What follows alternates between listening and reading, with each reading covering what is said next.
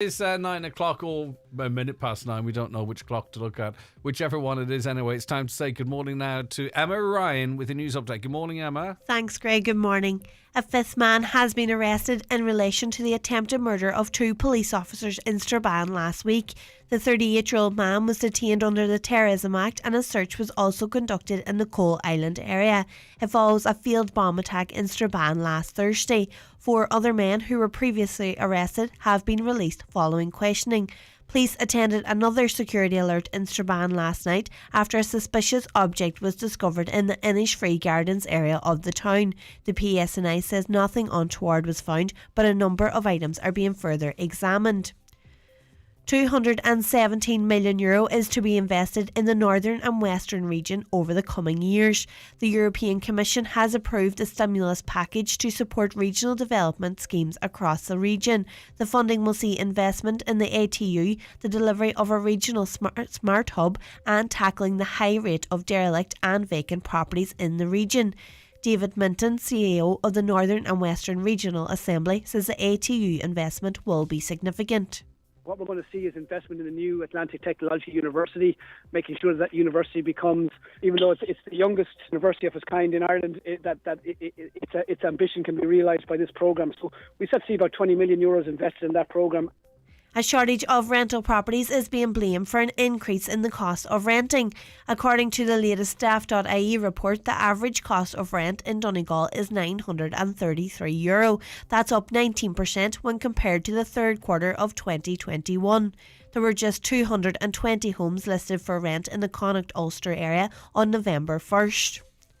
And finally, the Chief Executive of Donegal County Council has welcomed the decision of members to pass next year's budget. Last evening, members passed its revenue budget for 2023 with an expenditure of €175 million anticipated. John McLaughlin says it was a challenge to achieve an 8% rise in spending while maintaining commercial rates at their current level. Well, we could have really done with extra money in rates. We knew we couldn't achieve that and it wouldn't have been fair in Donegal this year, so we went for the zero rate. We were fortunate that the government came to the rescue, I'd say, in the last few weeks to give that extra money for the payroll increase from the national deal and the energy costs that are way far sky high for everyone. So we're very pleased, I suppose, to get that, and it marks a very big day for the council, the annual budget, and for our citizens to know that there's €175 million going to be spent all throughout Donegal next year. And today's weather, today will bring some sunny spells, so it will stay cloudy in parts with little patchy rain or drizzle. Winds will be mostly light, highest temperatures of 6 to 8 degrees. That's all for now. We'll be back with a news update again at 10 o'clock, but until then, good morning.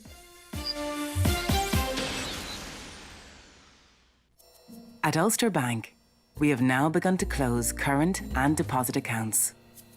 At this time, if your notice period and your deadline has passed, your account is now queued for closure. You must take action now. If you are still relying on your personal or business bank account and in need of support, please contact us immediately. Visit ulsterbank.ie, your local branch, or call 0818 210 260. Call costs may vary and calls from mobiles may not be free. Ulster Bank Ireland DAC is regulated by the Central Bank of Ireland. It's almost Christmas party time at the Waterfront Hotel. Festive lunch and dinner available throughout December with live music on selected nights. The Waterfront Hotel Dunloe are proud sponsors of today's show. The county's #1 talk show, The 9 till Noon Show on Highland Radio. And now, it's time for the talk of the Northwest, The 9 to Noon Show with Greg Hughes on Highland Radio. Good morning to you. 4 minutes past 9, Tuesday the 22nd of November. How are you keeping? I do hope you're very well indeed. And we have another one for you. It's another interesting show, I hope. The lines are open for you right now, by the way. So whatever we have lined up, we want you to have your say. Even if you've never texted a radio show before, why not have your view out there? It's as important as everybody else's. Or if there's an issue you wish to raise or something you want to pass on to us, your WhatsApp and text number 086 60 25000. 086 60 25000. You can give us a call too on 074 91 25000. That's 074 91 25000. Or emails to comments at highlandradio.com. Watch the show, of course, on our website, highlandradio.com. Click Watch Live. or go straight to YouTube if you want to watch it on your big screen, or Facebook either. On YouTube, it's Highland Radio Ireland. And on Facebook, it's Highland Radio or Highland Radio News and Sport. And as I say, you can interact with us there, say hello, tell us where you're watching from. Right, let's look at the newspapers this morning, starting with the Donegal People's Press. And the funeral of a Letterkenny man who died in a tragic farming accident will take place on Wednesday. Local businessman, farmer and politician Eddie Tinney, who was in his late 70s, died in Letterkenny University Hospital from injuries sustained in a workplace accident on a farm on Sunday morning. Heartbroken and devastated, R.I.P. Eddie read a brief statement online from Tinney's Oil and Coal Letterkenny, where Eddie spent much of his time and was welcomed to all. Eddie will be deeply missed by his loving wife Teresa and family, Cecilia Tinney, Joanna, Barry and husband John, Patrick and wife Joanne, and Edward and partner Rona, grandchildren, brother Charlie, brother-in-law, sisters-in-law, nieces, nephews, and a wide circle of family, friends and neighbours. And our condolences to Eddie's family and friends. Very sad news that emerged on Sunday there. The Derry Journal this morning, Irish MEP Luke Ming Flanagan has said he believes the powers that be don't want to accept the massive reality and bill relating to buildings impacted by defective blocks. The MEP spoke to the Journal following the conference on the science and social impacts of defective concrete in Letterkenny, which he helped fund. He outlined how the big thing he took from seeing the impact of the crisis at first hand and from hearing experts and affected homeowners speak at the conference is that there are, what he claimed, heads in the sand in government. On to the Irish Times now, and politicians have expressed concern at the ability of what they describe as far-right groups to exploit community anger over a lack of consultation about the housing of refugees and asylum seekers in some areas. Demonstrations in Dublin's East Wall area over the arrival of dozens of men in recent days have generated a notable response from the fringe interests online and on the ground. Local representatives said this followed a lack of consultation about the move from the Department of Children, which is responsible for housing people at a time when accommodation options are in short supply. A vacuum is formed, said Fine Gael Councillor Ray McAdam, of cases where information is not provided in advance. When you have a vacuum, all sorts of information and details are bandied about. A lot of it false, but very quickly it is perceived to be true. Since plans to use a former ESB office building East Wall as an accommodation centre emerged late last week, a good deal of anti-immigration rhetoric has circulated online in response, with protests being promoted through social media online between local concerns around a lack of consultation and the broad agendas of certain groups has been blurred. But I'm not sure there is a blur there really as such. We've seen it here locally as well. When you create plans to bring a big group of people into an area without consultation, it causes problems. As I say, we've seen it here. And I think there are locals there that have very genuine concerns about what impact it might have. Also, of course, that particular area has been underserved in terms of housing for locals for a long, long time. So that's all going to create a bit of anger. But also at the same time, there are lots of people with no interest in East Wall that were bussed in for the protest, and then there are others that have their own agenda which hop on that as well. But I think core to it all is that, and it shouldn't be blurred, is the fact there are local people with very genuine, as they see it, local concerns that haven't been addressed for a very, very long time. So I think there's a danger the media could blur the lines as much as the lines on the ground being blurred. The Irish Independent, it won't surprise you to learn that Irish banks are paying savers interest rates that are 4 times lower than the Eurozone average. At a time when interest rates on mortgages are soaring, the average paid out on savings is a mere 0.17% or €17 on a yearly deposit of €10,000. Can you imagine? If you were lucky enough to have €10,000 in an Irish bank account, a savings account, you would earn €17 in interest. Now, I presume with charges that would be gobbled up very quickly. It's still low across the Eurozone, just 0.69%, but still we are far and away much less than that. The banks have been urged to give savers a break after it emerged interest rates paid on savings here are among the lowest in the Eurozone. The rates on offer have barely changed in the last 4 years. This is despite a sharp rise in European central bank rates in recent months and rises in saving rates across the rest of Europe. On to the Irish Daily Mail now. New figures show that tenants are paying more than €2,000 extra a year on average in rent, putting home ownership even further out of reach for thousands of families. The latest Daft.ie quarterly report shows rental payments have soared by 14% nationwide in the space of 12 months, the largest increase on record. The soaring costs have been blamed on a chronic shortage of rental accommodation. Just 1,087 homes available to rent on November 1st last, down a quarter on the same date a year ago. That's right across the country, by the way.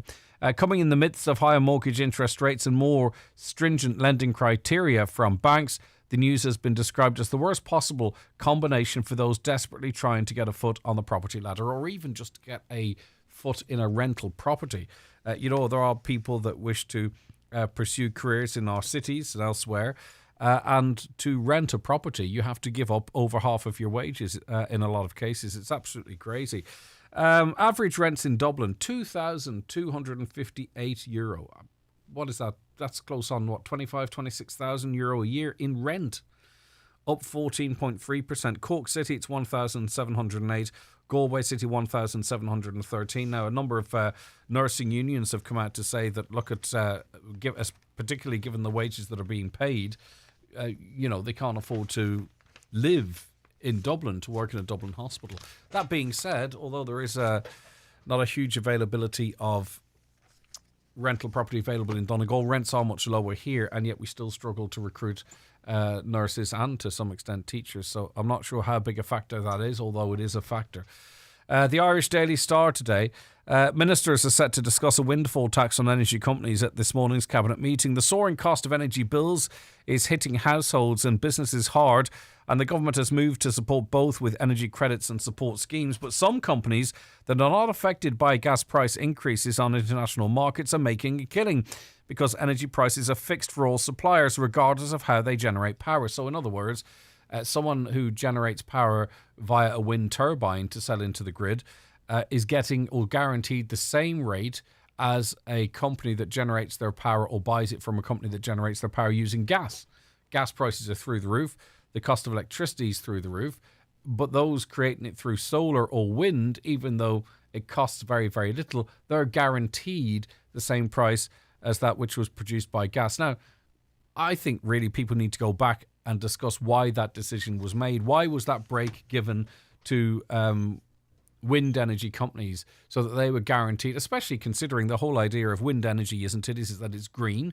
Then maybe we could be encouraged to buy it and we could get it cheaper. But someone decided to fix the price of wind energy at the same level as gas energy, which I think that's a decision I think needs to be looked at. Who made that decision and why? But anyway, be that as it may, this is likely to generate about €1 billion a year, and that will effectively pay for the subsidies that people have been receiving. So I can't imagine, or I wouldn't be optimistic that it's going to have any effect other than the impact that we're already feeling. We already have the cost of electricity, but we're getting these €200 here and there. So it's really only going to cover the cost of that.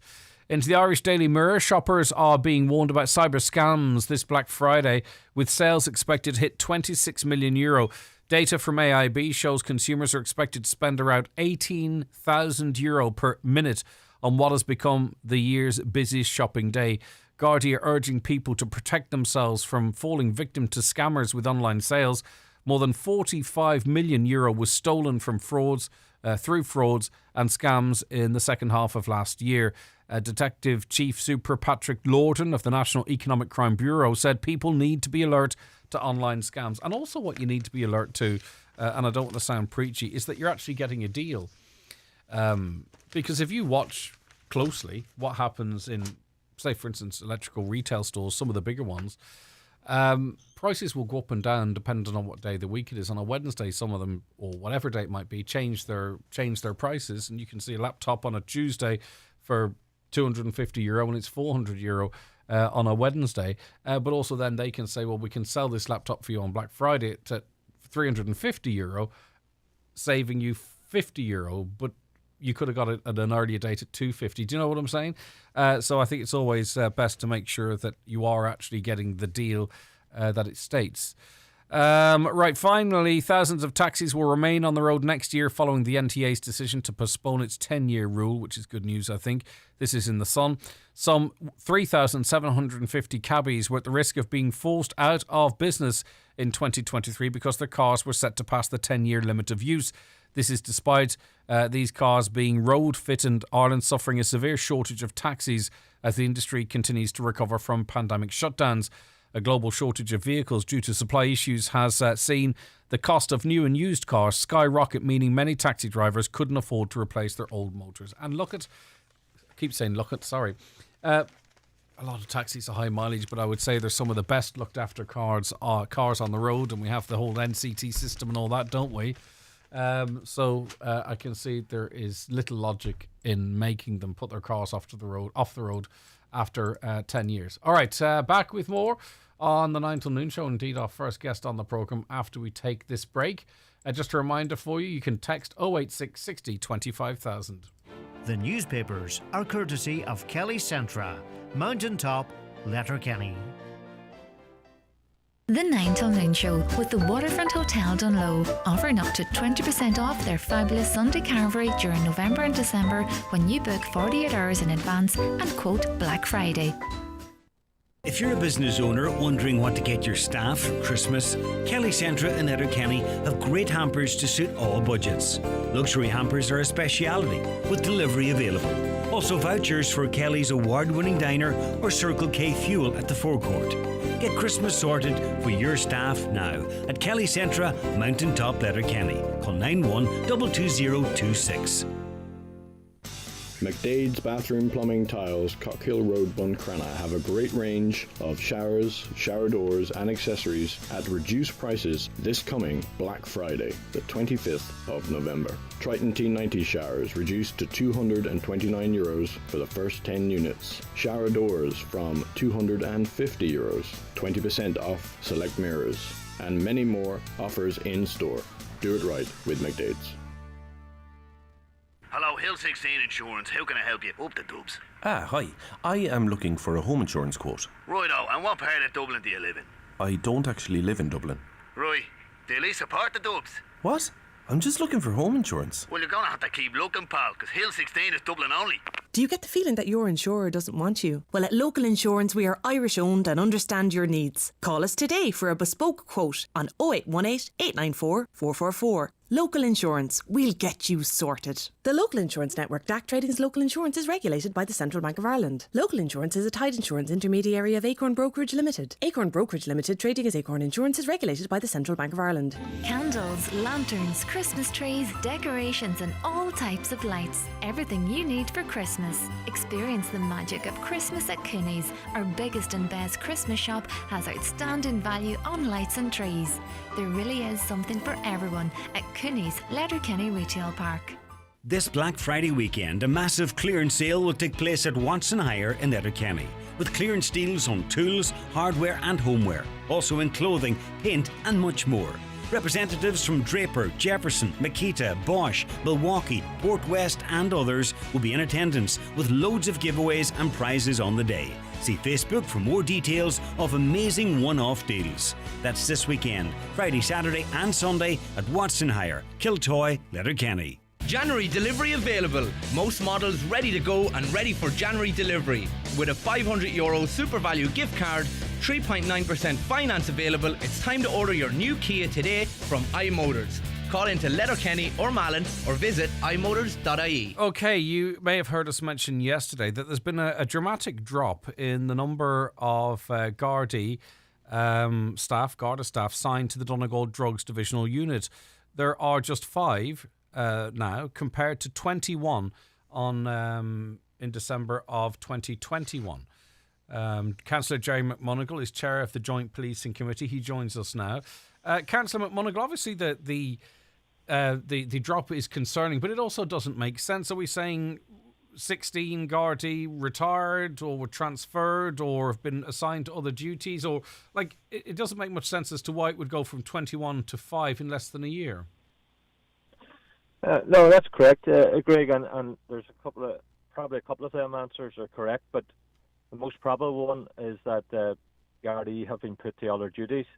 And probably the reason for that is there isn't enough Gardaí in Donegal at the minute to cover all the different aspects of crime and within the county. So what we seem to see what's happening is that Peter's been robbed to pay Paul, and Gardaí are being moved about according to the crime statistics and levels of crime. But the concerning thing here is that drugs seems to be a constant crime throughout, not just Donegal, but across the whole country. But it's rising also, and we'd be very concerned about that. And with them numbers also, what they don't say is that there's basically just Gardaí involved in the drugs unit in Letterkenny and in the south of the county, and we would have none who are specialising in the Milford area or indeed in Inishowen. So that's worrying that we're not putting too much emphasis or resources into combating the scourge of drugs in our communities. Yeah, and that's we can't escape that. That is a reality, that there are an awful lot of drugs circulating in the community, which makes it all like what I would just be curious, what is more of a priority than that? Because it's a daisy chain, isn't it? Often, a lot of crime can be linked back to the sale and purchase of drugs, hard drugs. Yeah, and when you have a conversation with local Gardaí, they would agree with that. But what I'm hearing on the ground and what we can see ourselves is that Garda resources are light on the ground. We have a massive county. There is not enough young recruits have been coming through to service the needs of the county in relation to that. I spoke recently to the Commissioner, Mr. Drew Harris, and actually invited him to come up to Donegal on a number of occasions to attend our JPC meeting to hear it firsthand from the people involved in the JPC and the local community what the problems are in Donegal and what needs to be done. But to date, he's resisted that invitation. But there's a new policing model that's being introduced now, and both ourselves and the JPC and indeed the Gardaí are worried about what does that mean for Donegal. We're being amalgamated with Sligo and Leitrim. We're probably going to lose a superintendent, and already, and the arguments we have made to the management of the Garda Síochána is the border.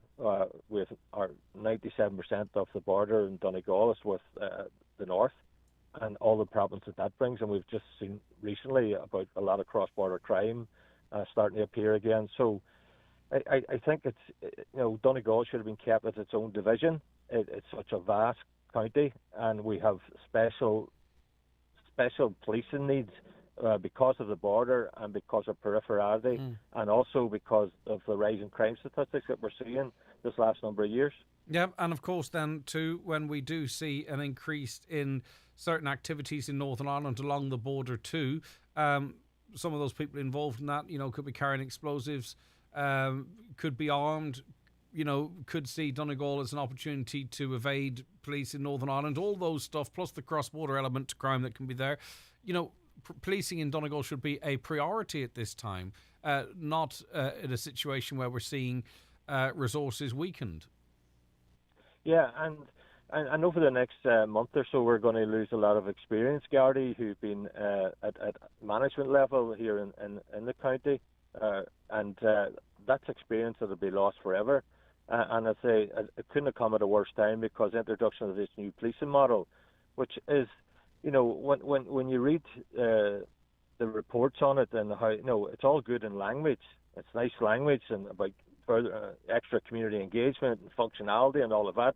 But the reality of policing or anything in a scale the size of Donegal is that you need feet on the ground, and we don't have the resources to patrol and to police the county the size of Donegal. And look, Greg, being on your show, the lack of vehicles and cars to patrol areas, it's been well muted on the show here over the last number of years.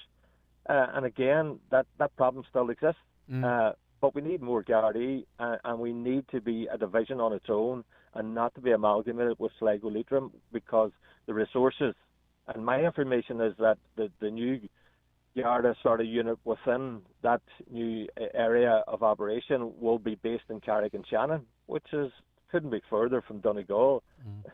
than we are now at the minute. So it's going to lessen, I think, the impact and the ability to police and try and manage the drugs trade and the apprehend those involved in it and to prevent drugs being freely available in the county. What concerns me, and I think it does need to be called out, is that, the arguments that you would be making here today are arguments that have been made by senior Gardaí in this county to their colleagues in Dublin for years, and clearly they've fallen on deaf ears. Like, I would know that they would make representations to say we need these resources, or this is the unique situation that Donegal faces. This is why we need those resources, and time again, those those calls fall on deaf ears. But what we do see is a police force that will direct resources if there's enough publicity about it. So if there's a particular problem in a particular county on the border, they'll flood that with Garda resources. That if and it gets a lot of media attention. If there's a particular problem in a particular part of Dublin, they will flood that with Garda resources. Once it's in the newspapers, once it's on the radio station, once it's on the TV. We have a very reactive policy here, and I think that needs to be called out right at the very top. That, in other words, because there's not a huge amount of publicity about what's happening in Donegal, the resources aren't there. But as soon as something flares up somewhere, all of a sudden the resources can be found. I don't think that's any way to run a police force, personally speaking. No, and you're 100% correct. And what it also prevents is people become specialists in their field, intelligence gathering. It hampers that there, and it also hampers the relationship between the community and the Gardaí, and where there's a loss of confidence. But I can assure you, Greg, at the last two policing authority meetings, where JPC chairs and were invited to the meetings to have their say. It's not just Donegal who's complaining about this new policing model. Right across the state, all of the areas that were attending the meetings are complaining, and for the reasons that you just outlined. It's minimising, and it's reacting to the latest crime, which is not the way to go. They're basing it on a model that has come in from the UK. It has failed over there, and it's going to fail here. And the sooner they grasp that, the better. But senior management in the Gardaí, they see it as it's saving money. It's backed up. The policing plan is backed up by the government, and we need to just keep pressing the buttons. We need to keep raising our concerns, and the Garda management need to listen to the rank and file of their own membership, because they have outlined it quite well over this past couple of years, the difficulties that they're meeting on a daily basis at administering policing here. Yeah, but the problem is, and we're seeing it in our hospitals as well. And I want to ask you a question about that, given I believe you're on the way to a health board meeting. The problem is then you can't recruit Gardaí, and we're seeing it in nursing and we're seeing it in teaching. I don't understand what this culture of not properly rewarding or paying really important people in this country is, because it creates problems then that you have to try and fix. And there's not an awful lot of people gagging to get into An Garda Síochána, and then when they are, maybe not even to be posted in Donegal. I mean, they have to go back a few steps here, because we are dealing with a problem now that was created through policy. Yeah, and that's correct. And you're right, because the Commissioner put great store in his plan to take through every 3 months over the next 12 months 300 new recruits, so that you would have 1,200 new recruits over the next 12 months going back in the local communities, the shore up and put the numbers there and put feet on the ground. But to date, the attraction of the Gardaí as a career is not appealing to people. They haven't even got half of that number of people who have applied to be recruited. So therein lies the problem about the implementation of this new policing model, because we don't have the Gardaí, because they don't see it as a good career move. They don't see it as someone going in and giving back or helping society, because, as you said earlier, about being moved about and reacting to whatever crime is prevalent at the time. People want to go into a career and want to specialise in something, and they want to be promoted. That's not the way to do it. So, look, I think they need to look at it again, and I know the JPC chairs right across the country have been talking to the senior management about this, but unfortunately it's fallen on deaf ears at the minute.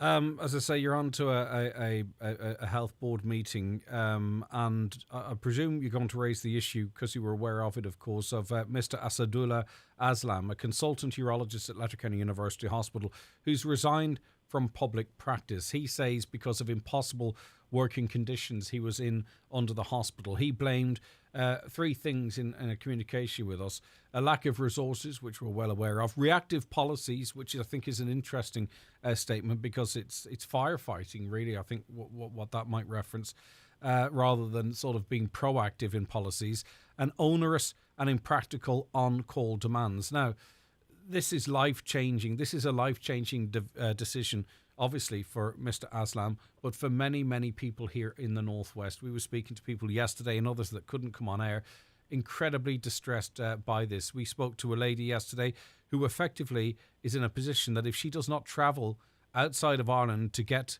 urology treatment, that she will die. That's it, because she's been on a waiting list at the matter for 6 years, and clearly, even though her condition is life-threatening, it's not of importance that she should be seen before she dies. At what point, Jerry, are we going to call out Letterkenny University Hospital and what's going on there for what it actually is, and also start discussing a bit of accountability about what's going on there? Because we're hearing the health minister talking about pumping tens and tens and tens of millions of extra euro into the hospital, and yet it seems services, despite the best efforts of the staff, are continuing to deteriorate. Look, Greg, and we have been calling out what's been going on at Letterkenny University Hospital for quite some time now, and we've been raising it at every level, right up to the floor of it all with the minister. I listened to the interview yesterday with the lady, and my heart goes out there.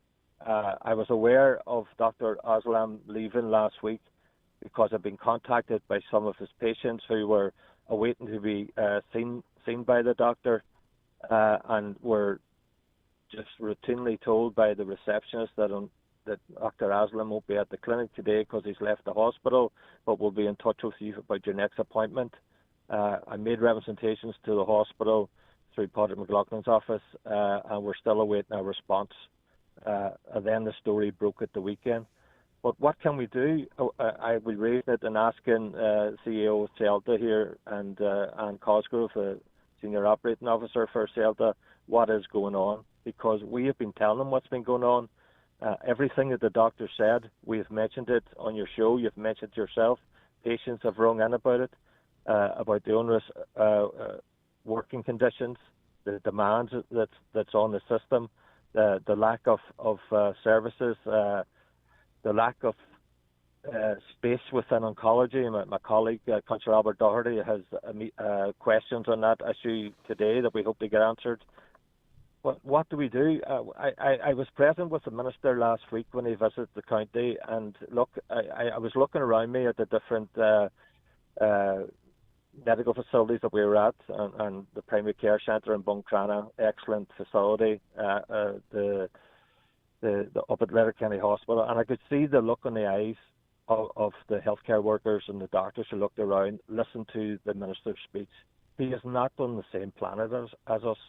He doesn't realise or wants to realise what is going on, and I don't know, other than the change of government, what we can do to change the health service, because Letterkenny University Hospital, not just because of Dr. Aslam's resignation last week, but it has been in crisis for over 3 years, I would say. It is, now. But you must notice an increase in people contacting you with concerns about the hospital, with concerns about not just A&E, but in terms about diagnoses, in terms about how they're being treated within the hospital. And as I say, this is not, and it has to be said, and you feel you have to say every time so people get the message, this is not about staff, because this is about talking on behalf of staff as well.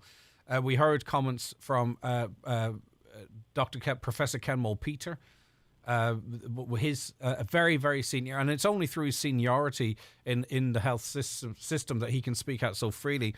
we've now had these comments from Mr. Aslam. Right, so we need to find out, don't we? Like, our concerns recognised within the hospital, and are those concerns being elevated to Cialta on a regional level? And if they are, what is Cialta doing about it on a regional level? And are Cialta on a regional level elevating this to a national level? And if they are, what are they doing about it?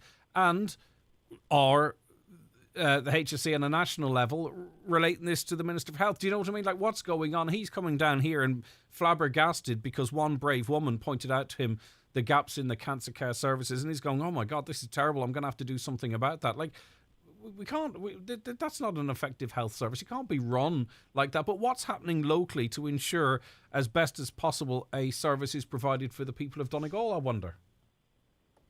Well, all of them concerns have been raised consistently by myself, Councillor Albert Doherty, Councillor Brogan, Councillor Jerry Crawford, Councillor Tom Canahan. We all sit on the Regional Health Forum, and we raise all of those issues regularly at the forum. Deputy Potter McLaughlin and Pierce Doherty regularly are bringing the issues to the floor of the Dáil, to the Minister's attention. The Minister, as I say, is not on the same page as us. I don't know where he's at. He came up to Donegal last week, and the hospital in one of its worst crises in quite a while, with people in trolleys, people not being able to get oncology treatment because there wasn't enough chairs or beds, the waiting time list getting bigger and bigger, and try to tell us that we were over the curve, that the waiting lists were falling, that all the issues that we had were now being addressed because he's put extra 30 million into the budget of Letterkenny University Hospital. All nonsense. He is not aware. Well, he doesn't want to be aware of the issues because the issues have been raised quite regularly. And you're right about the staff. This is not about the staff. The staff are regularly on to people like myself to raise the issues because they're concerned for the safety of patients. It's now knocked on to the ambulance service, the GP service. Our health service is a massive crisis. If I could just say this here, Greg, the difference between here and the north. In the north, in the last week or so, they've been through what we've been going through for this last couple or 3 years. But they had nurses, they had doctors, and more importantly, they had the administrators of the trust standing outside their hospitals saying they need help, they need assistance, they need more money, and they need more resources. When will we ever see John Murphy, the General Manager of Letterkenny University Hospital, standing outside Letterkenny University Hospital and calling on the government of the day to get more resources and more staff and more capacity in his hospital? That's what's missing in all of this. And as long as they sit or stay behind the closed doors, and the same with Cialta, then we're not going to get changes. Well, good luck getting answers today, because we made representations pointing out concerns over a lack of resources, reactive policies, onerous and impractical on-call demands, and we got a 1, 2, 3, 4, 5, 6, 7 word answer. We do not comment on staff-related matters. Clearly, the inquiry was beyond staff-related matters, but that's the kind of and that's the problem we have. So who are they answerable to? Well, we'll see what you get today. Thanks for your time this morning. I appreciate it. Sure. All right, okay, Councillor Jerry McMonigle, and we'll bring you an update on that a little later on. Right, okay. I've been staying with that issue. I've been having urology issues for 14 years. Women's urology issues are completely overlooked in Ireland. I've been attending doctors in my GP practice and previous urology surgeons for 11 years, and not one of them was able to diagnose, let alone treat my issue. That issue, by the way, had me in chronic pain every single day. Then Dr. Aslam came along.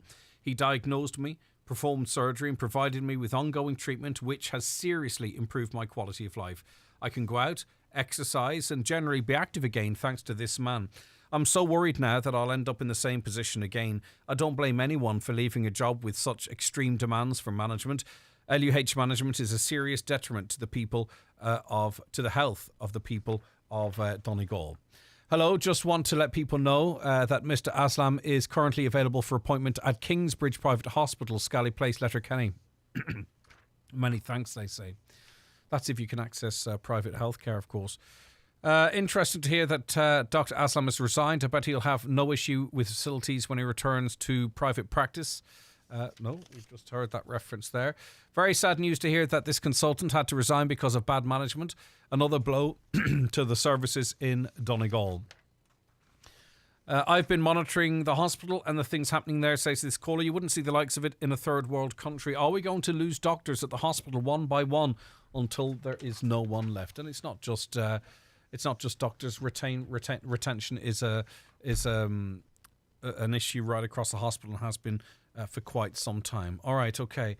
Loads of comments too on sex education for children as well. We talked about that briefly yesterday. Well, it wasn't sex education. It was a service being offered by the HSE which equips parents with details that if they want to talk to their children about relationships and sex, that it's available for them. But anyway, lots of you have been commenting on that. We'll get to that after we take. We'll get to that and more after we take this break. The 9 till noon show with the Waterfront Hotel Dunlow, offering up to 20% off their fabulous Sunday carvery during November and December when you book 48 hours in advance and quote Black Friday. If something's free, why would you turn it down? I mean, a free haircut from a 5-year-old.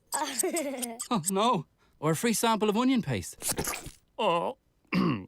Well then, how about a free tour of your neighbour's new shed? Oh, sounds, well...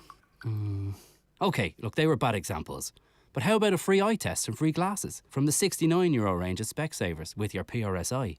Well, that sounds like something to smile about. Book an appointment or find out more at specsavers.ie. Show your appreciation for Donegal business this Christmas with Buy Donegal. Visit buydonegal.com to see a host of participating businesses to start your shopping list. With a range of special offers and prize giveaways throughout, Buy Donegal has something for everyone. Buy Donegal takes place from November 11th to December 24th. For more, visit buydonegal.com. It might be too early to talk about Christmas, but now is the right time to order furniture at McGinley's Furniture Letterkenny if you want it before the decorations go up. Maybe it's a new Irish-made suite, a beautiful dining set, or a luxurious new bed. Whatever you have in mind, there's a great selection in stock for immediate delivery, or to order for a guaranteed pre-Christmas delivery. Visit McGinley's Furniture on the Joe Boner Link Road, Letterkenny.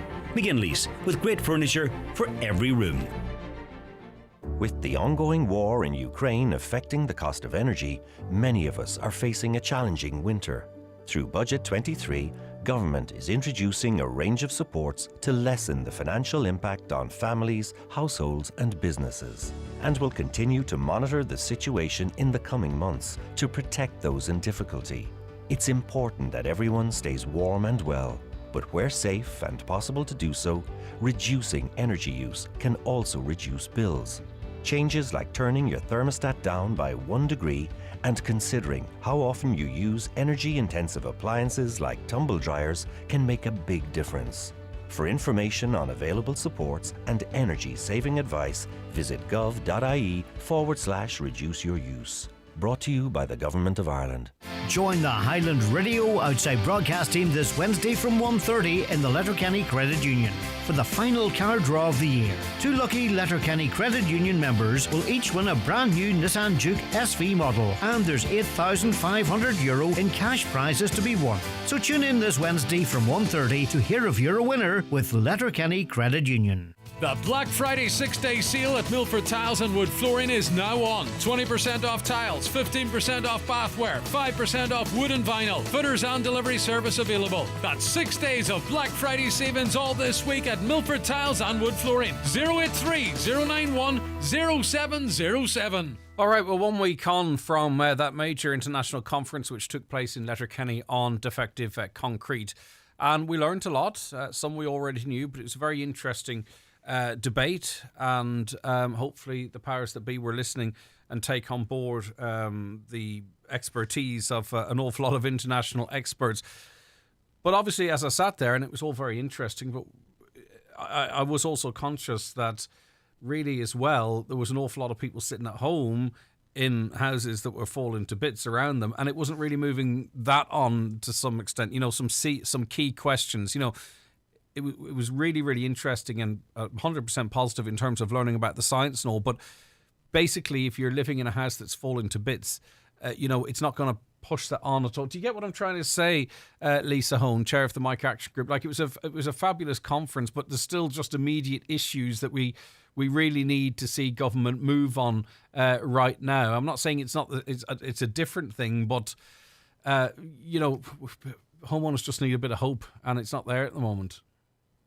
Yeah, and I think there's two levels to this. There is the absolute government need to be engaging and moving things on now, and we are pressing for the emergency accommodation, the modular homes, the scheme to move forward. I mean, that's what we found when you talk to people. They just feel like they're in this tunnel at the moment, and they need that light.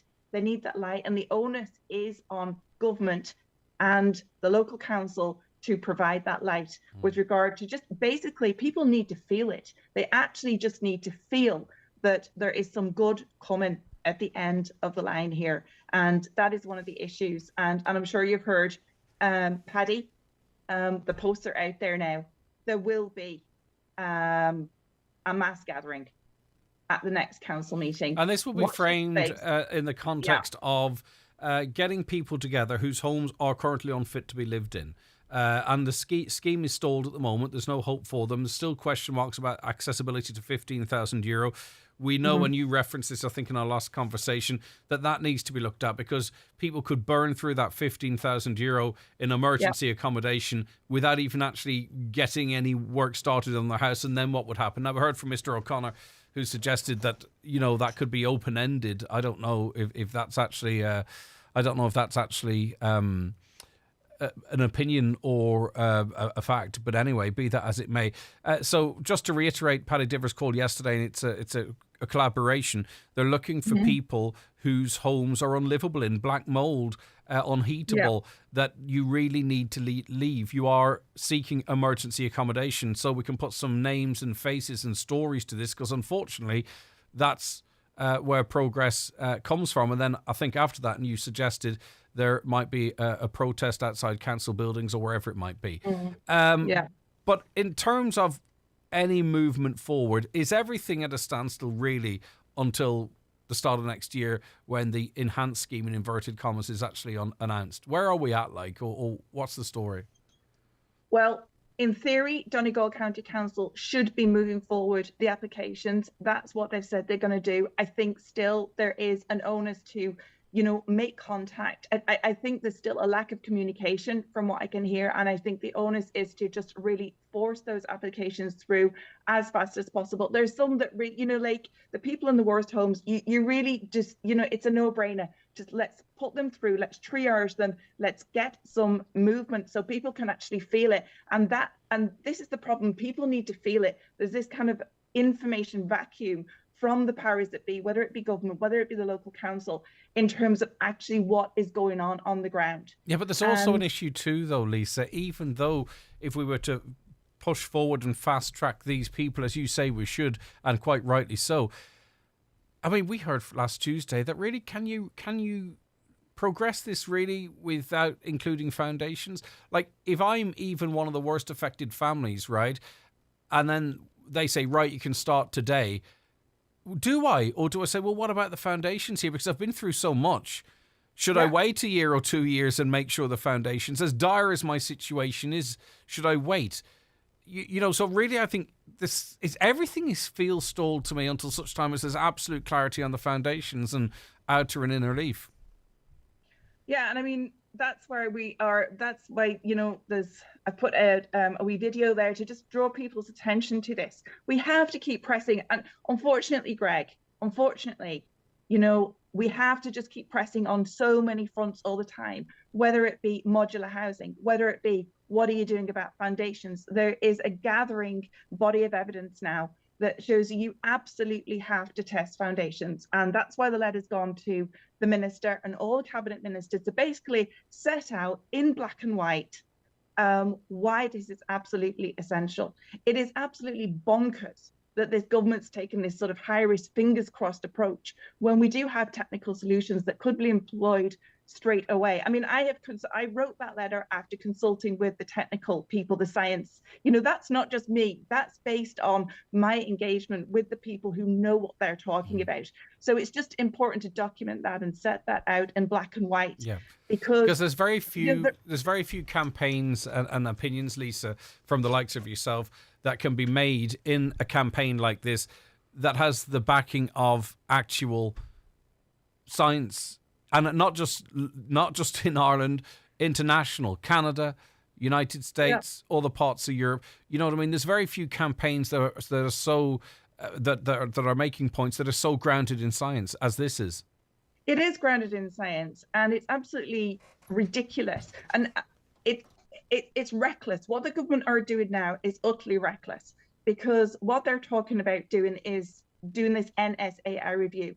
We don't need a review. What we need is foundations tested right now, and we are calling for them to actually start testing foundations right now. There is no need to sort of like mothball this for another 12 to 18 months, and then we'll consider what we're going to do.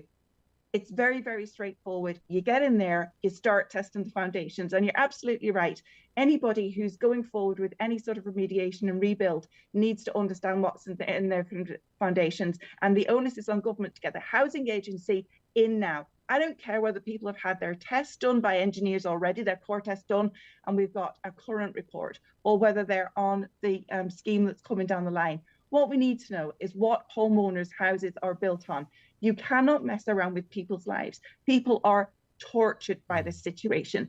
And the government is saying, well, we'll see how it goes. Right, so what you're going to do is ask somebody to build a house on foundations that may or may not be fit for purpose, which the house may or may not be standing in another few years, and you may or may not be using the money wisely, taxpayers' money, to actually remediate these homes. And that's a really important point. If you talk to anybody, sorry, Greg, if you talk to anybody in the street and say, do you know what? We don't know what's in these foundations, but we can actually do a test to find out with certainty.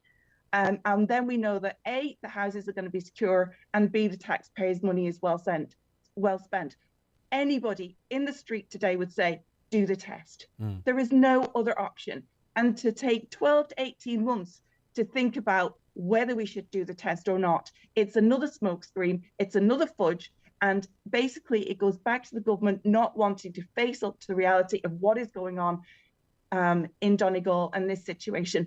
Get a grip, grasp the nettle, do what's needed, and start doing it right now. Yeah, because there's no one listening to this programme that would put a brand new engine into a car with a rotten chassis. They simply wouldn't.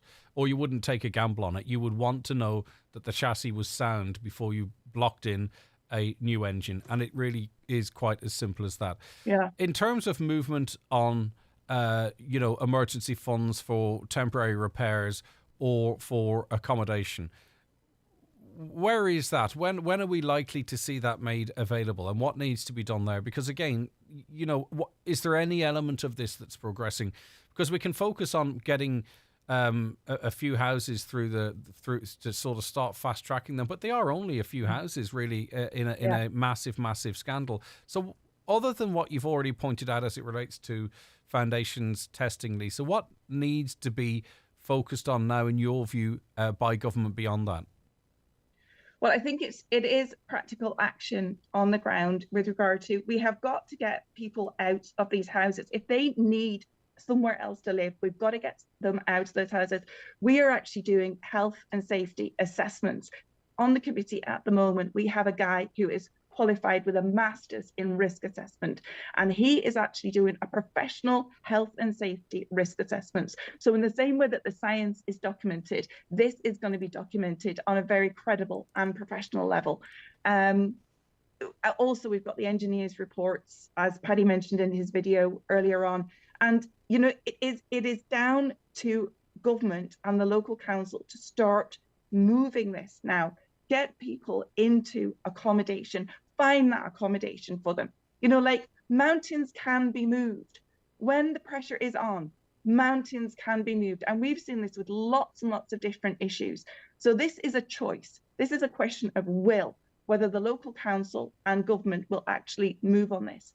With regard to accommodation funding, We have had no definite feedback. You know, the minister was kind of all indicating that something was going to happen. You know, there was a kind of little bit of kind of, you know, frisson that something might be happening, and then it's all gone quiet. So this typically get this headline, and then you don't get the detail. And I have been chasing that to try and find out what the hell came out of that meeting. And at the moment, from the powers that be, I cannot find out. Now, I've got another meeting this afternoon with the likes of John O'Connor.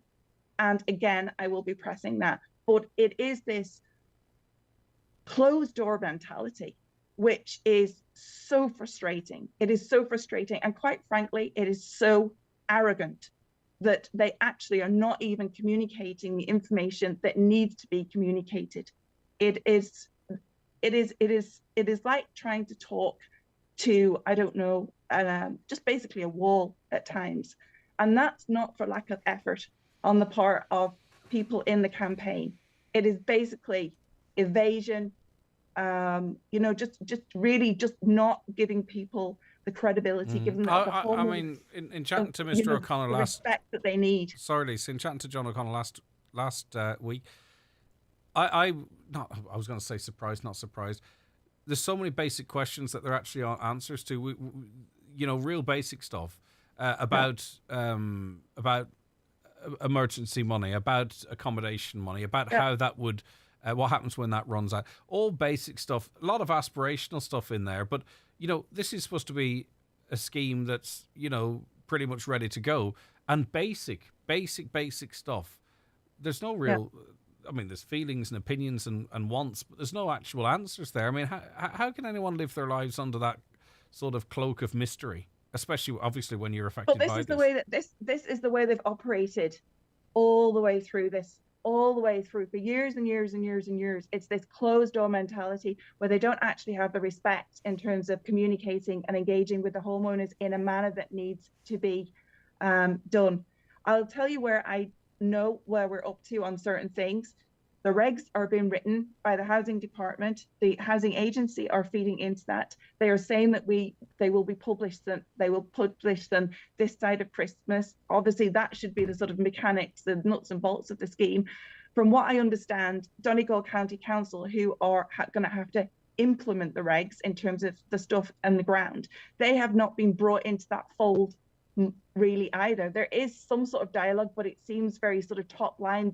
At the moment, they do not understand what is in the regs. I mean, what kind of carry on is that where you're actually asking your local authority to implement this scheme, and you're not even engaging them fully in the process of the regulations being written? Yeah, it's ridiculous, and that's why they can't give us a date. That is why there's no date on the scheme, because I'll tell you why they don't have one. Because everybody's doing their own bit in their own silo. They don't have an overall project manager who's driving it forward, whose job is to basically deliver this scheme on time, on budget, implement it well with efficiency. That doesn't exist. What you've got is different government departments in their own little silos, and we'll do our little bit, and they'll pass it on to the next bit, and they'll do, and it goes on. And that's why they can't give us a date. They don't have one. Right, Lisa. Thank you for that. I appreciate it, and hopefully something maybe positive might come from this meeting this afternoon. We shall see, and I'm sure, of course, we'll stay in touch with you. Thanks, Lisa, for your time this morning. Thank you, Greg. Okay, points very well made. Lisa Hone, Chair of the Micro Action Group. Back with more after the news and obituary notices. Save the date for the award-winning Hotel of the Year's Winter Wedding Fair at the Waterfront Dunlow on Thursday, 5th of January from 6 till 9 p.m. The Waterfront Hotel Dunlow, proud sponsors of today's show. At Cherrymore Kitchens and Bedrooms, we are now operating out of one new state-of-the-art showroom in Donegal Town. And we invite you to visit our new 5,000 square foot Donegal Town showroom to discover the latest eye-catching designs. Remember, at Cherrymore, you're dealing directly with the manufacturer, which means high-quality kitchens at factory prices. Start planning your dream kitchen or bedroom by calling Cherrymore on 074 9725 822. Cherrymore, 25 years delivering value, quality and service all over Ireland. For great fuel deals, contact Gortley Sales and Hire. Large sacks and trailer loads of logs. Also briquettes, coal, kindling and gas with free delivery locally. Contact Gortley Sales and Hire in Letterkenny on 9126276. Valley Buffet is the ideal place for all your Christmas celebrations this year. You can enjoy a festive atmosphere with excellent service and outstanding food at the Villa Rose and Jackson's hotels. We have a lively array of party nights, events and hotel packages to choose from. Visit us for festive dining with friends in one of our cosy and inviting bars and restaurants. See jacksonshotel.ie and villarose.ie for full details. Green Shoes in Letterkenny and Fulcara have shoes for every occasion. All your favourite brands, from Una Healy, Tommy Bow and Echo, to Kate Appleby, Marcosi and Skechers, plus many more. Shop LK and One for All gift cards are gratefully accepted in store. Green Shoes in Letterkenny at Market Square and Letterkenny Shopping Centre, Fulcara and online at greenshoes.com. Green Shoes, with the perfect fit for every foot. It's Black Friday all week at the Cope Dunlow. Our Black Friday sale is now on until Monday 28th of November. Save 20% on all Christmas trees, plus get your lights for half price when you purchase a tree. There's lots more in-store and online. Black Friday event now on at the Cope Dunlow. Highland Radio have done it again! Buy a ticket to win a car valued at €30,000 before Friday, December the 2nd, and you... Who, me? Yes, you will have 3 chances to win €1,000. These draws before the big draw will take place at 11:30, 1:30 and 3:30 on Friday, December the 2nd, live on Highland Radio. Yes, it's that simple. Get your Christmas off to a flyer. Go to highlandradio.com, click on the car link, purchase a ticket, answer a simple question, and we could be ringing you and helping make this Christmas stupendous. Get back on the road.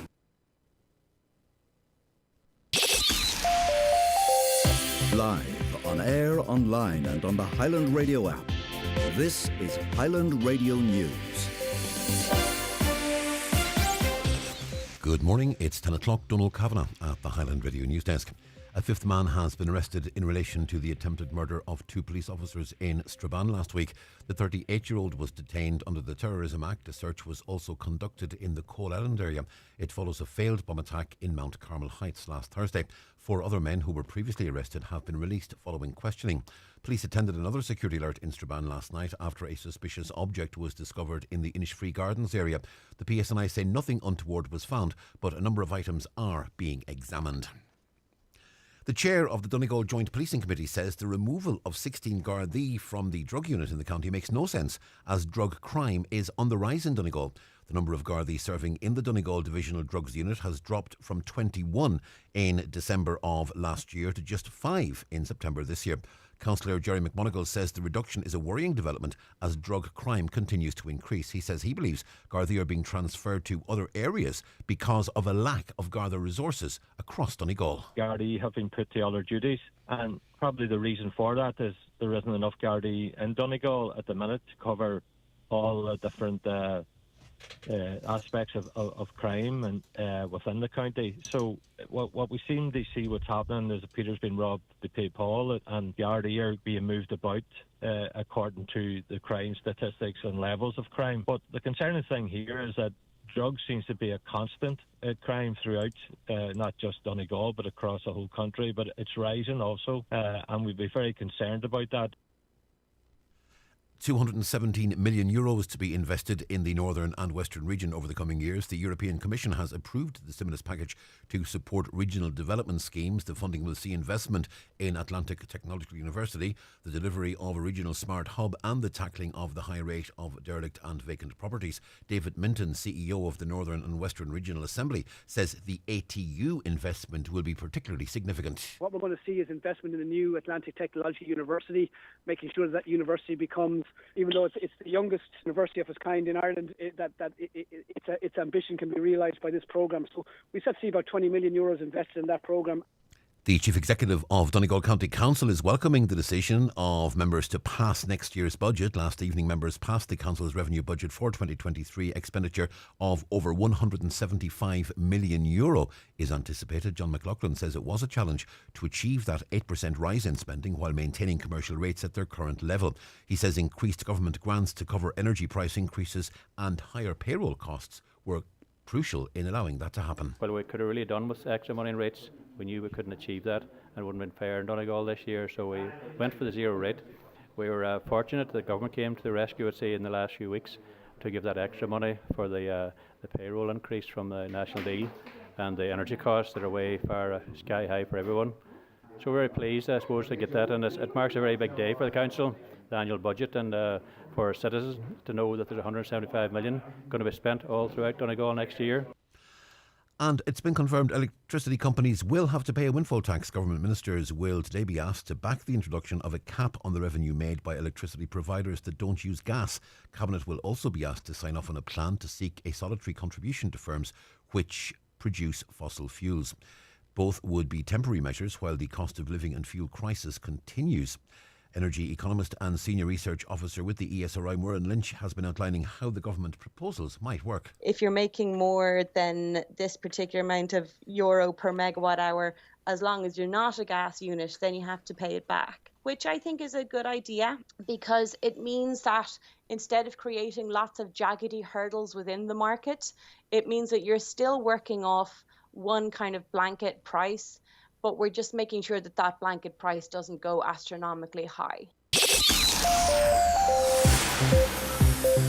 Well, the forecast, patchy fog clearing in most areas, maybe some lingering bits in some parts. The day will bring some sunny spells, but it will stay mostly cloudy today with some patchy rain or drizzle, winds mostly light or moderate. Top temperature 6 to 8 degrees Celsius. Wet and breezy weather will track up over the region later tonight. Some heavy or thundery downpours occurring with the rain. Lowest overnight temperatures 3 to 6 degrees Celsius in fresh blustery southerly winds. It'll become windy tomorrow with sunny spells developing, some scattered showers, bit of hail and thunder as well, in top temperatures of 7 to 10 degrees Celsius. Fresh to strong and gusty southwest winds developing. That's Island Radio News. We're back with news again at 11 o'clock. Good morning.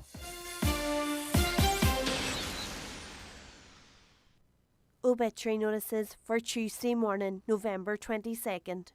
The death has taken place of Damien Feeney, 92, Slough-Manus Road, Tamnaheran. Funeral from his home tomorrow at 11:20 a.m. for 12 o'clock Requiem Mass in St Mary's Church, Tamnaheran. Interment afterwards in the adjoining cemetery. The death has taken place of Jerry Dixon, 21, Lough View, Ballymacary Lower, Buncrana.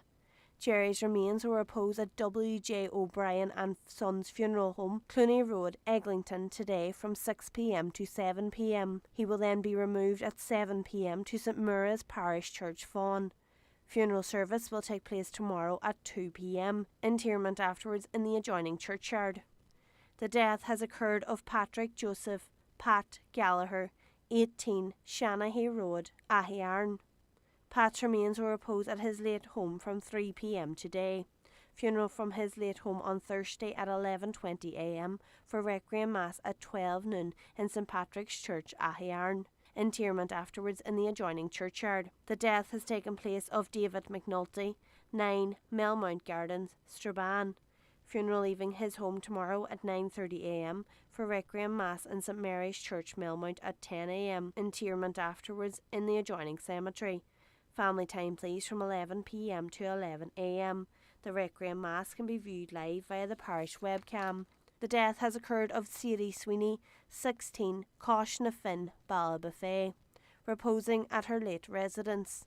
Funeral leaving her late residence on Thursday morning at 10 a.m. for Requiem Mass in St Patrick's Church, Murlog at 11 a.m.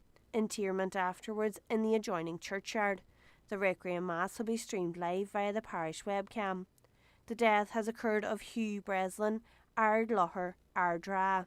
Funeral Mass today at the Church of the Holy Family at 12 noon. Interment afterwards in the adjoining cemetery. Funeral premises private to family only on the morning of the funeral.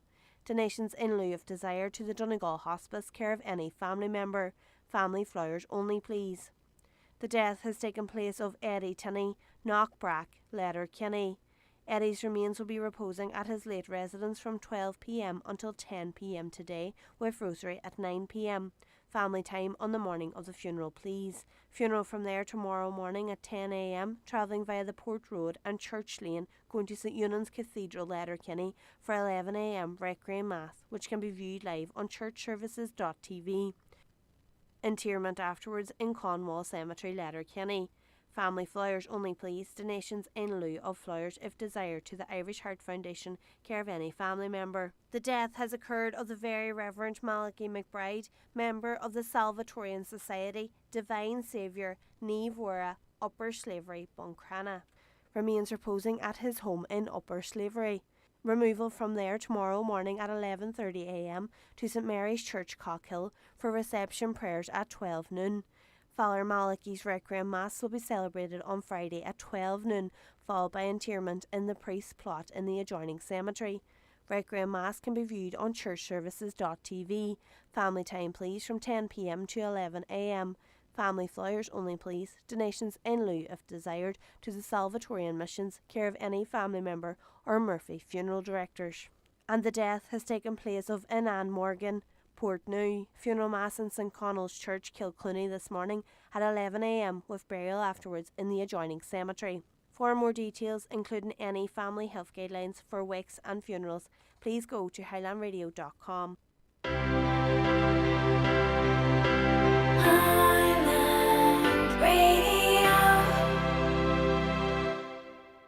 Watch the show live now on YouTube, Facebook and at highlandradio.com. And just to mention, I tried to squeeze it in before 10 but just couldn't. A major defective concrete blocks mica information and health and wellbeing supports awareness week is set to get underway across Inishowen next week with an open event in the Inishowen Gateway Hotel for the public on Thursday, December 1st. To book a place in a free webinar, you can contact Pauline at inishowen.ie. Meanwhile, to see a full calendar of events for the Mica Week and to reserve your spot at the DCB Mica Awareness Night in the Inishowen Gateway Hotel on December 1st, go to inishowen.ie / you know what, just go to inishowen.ie and search out the URL because it's ifan-mica-awareness-evening. Or email rachel@inishowen.ie. Booking for the event is not essential, though it is advised. Right, okay. Before we get to the bingo numbers, we were talking yesterday, as I mentioned before 10, about this portal that the HSE has available, which it gives parents tips and advice to talk about relationships, consent, sex, and all that type of stuff. Some of you commented in after that, so I want to get to them. What about telling children they don't have to have sex? No way is this right.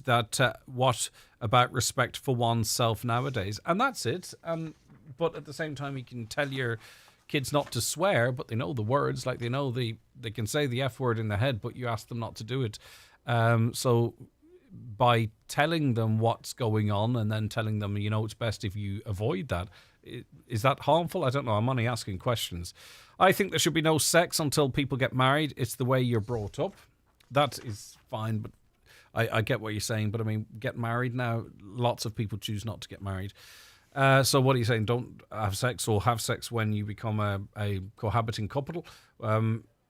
Another caller says, is this not an education at schools topic? Why is the HSE wasting money on duplication of services? I suppose we can't rely on schools for this type of stuff either, can we?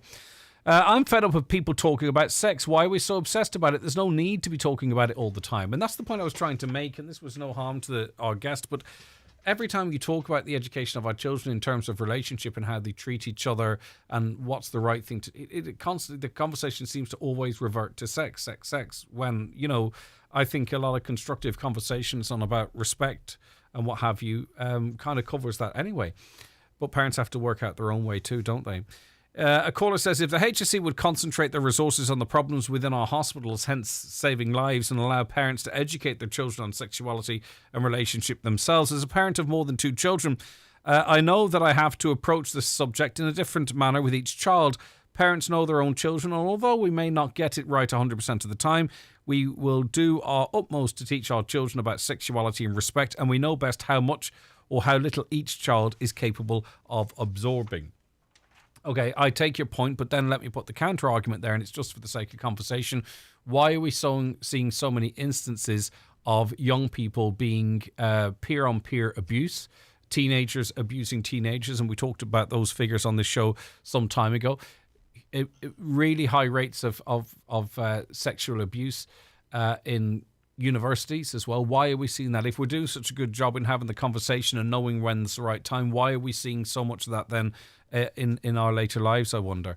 I agree 100% with what Christopher said. Christopher was saying his 11-year-old was sent home a word search, which had phrases like queer, a lot of LGBTQI plus phrases, and it was part of the One Love Week, and he thought heterosexuality wasn't included, and he thought there was too much emphasis on other sexualities with no emphasis on heterosexuality. That's the context of that.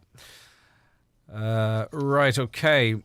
Why not let weans be weans? So much talk about now when they're too young to understand. I listen to 10 and 12-year-olds chatting about LGBT when they should be just living life. That man's just so right. We all live with gay and heterosexual people, all living in a democratic society, normal life. You have the bigots who hate you because of religion, colour, being fat, being thin, gay, heterosexual, and any other reason they can think of. Cannot do anything about them. Again, I'll just say what I said yesterday, though. Over 50% of 9-year-olds have smartphones now. And of course, not all of them are accessing the likes of TikTok and other social media platforms. But these conversations and videos are being pushed on those platforms anyway. So if we're going to let weans be weans, well, then we have to take the phones off them. We have to watch them, stop watching certain programs and stuff as well. Because if you sort of do one, you kind of have to do the other to counteract a lot of the toxicity that's online, isn't it? More support for Christopher. He's 100% right there. It should be kept out of school. If that doesn't prove there is an agenda, what does, says another. But this is about parents being able to have the conversation at home. This portal's not about schools. A caller says Christopher is not alone in his thinking. Unless we start to talk about heterosexuality with children in the same way as other preferences, then children are going to think being a heterosexual is wrong. Again, what I would say to that, and I think we're all trying to find our opinions and have the conversation in the right way.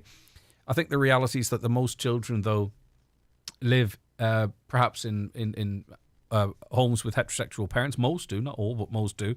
And then their brothers and uncles and sisters and aunties and all. As I say, there might be, I think the majority at this point still, of course, are heterosexual. And then if you watch TV or if you're out and about, everywhere you go in the street, if you see two people kissing, the chances are, or holding hands, 99% of the time it's going to be a heterosexual couple. If you're watching TV, it's going to be 99% heterosexual couples. So you could argue, could you not, that children are constantly aware of that, and that what they're trying to do through education, and this is the controversial bit, is to help children understand that although everyone might appear to be the same, not everybody is the same, but everyone deserves to be treated equally and with respect. And it's striking that balance, I suppose, that's what causes the controversy. Text or WhatsApp your view to Greg on 086 60 25,000. It's time for NCBI Bingo on Highland Radio. It's Tuesday the 22nd of November. You're playing on the brown sheet. The reference number is S12. It's game number 47. The numbers are 2, 46, 24, 27, 54, 53, 90, 9, 17, and finally 6. Phone your claim to 9104833 before 8 tonight, leaving your name, contact number and the name of the shop where you purchased your book, and we'll call you back the next working day. Get all your NCBI bingo information at highlandradio.com. Save the date for the award-winning Hotel of the Year's Winter Wedding Fair at the Waterfront Dunloe on Thursday 5th of January from 6 till 9 p.m. The Waterfront Hotel Dunloe, proud sponsors of today's show. The award-winning Genesis Aesthetics and Skincare Clinic Udor now offers a wide range of skin boosters. The injectable moisturiser for under eyes that improves dark circles, fine lines and wrinkles. Also treating the face, neck, chest and hands. This amazing treatment works from the inside out, resulting in brighter, smoother, plumper skin. For help choosing the right aesthetic treatment for you, contact Mary Ferry, your aesthetic practitioner. You can download the Genesis app or call 07495 32575. Attention all car owners, mechanics and garages. Teamet Limited, Northern Ireland's leading new and used car parts for all makes and models, with depots at Derry, Londonderry, Coleraine, Armagh and Belfast. Next day delivery available throughout Ireland. For details, log on to our website t-met.co.uk. Candle candles, lanterns, Christmas trees, decorations and all types of lights. Everything you need for Christmas. Experience the magic of Christmas at Cooney's. Our biggest and best Christmas shop has outstanding value on lights and trees. There really is something for everyone at Cooney's Letterkenny Retail Park. Ho, ho, ho, ho. Santa and his reindeer are coming to Homeland Letterkenny this Saturday, the 26th of November, to meet with all the boys and girls from 1 to 4 p.m. Meet and greet with Santa and his beautiful reindeer. Enjoy festive refreshments and fantastic special offers in store on the day. Visit homeland.ie for full details. Santa is looking forward to seeing you all there. Irish National Opera presents one of the greatest musical comedies, Donizetti's Firecracker, Don Pasquale. A brilliant battle of wits about love, money, and an old man's will, with singing that's enchanting, exciting, and heartwarming. Graham Danby is Don Pasquale, and Kellyanne Masterson, the wily Narina. At Greenan Theatre, Letterkenny, on Saturday, the 26th of November. See irishnationalopera.ie. Funded by the Arts Council. This Christmas, millions of children across the world are suffering. Children in Ukraine have been forced from their homes. Children in Somalia, Yemen, and Ethiopia face starvation. But it shouldn't be this way. We have to do something.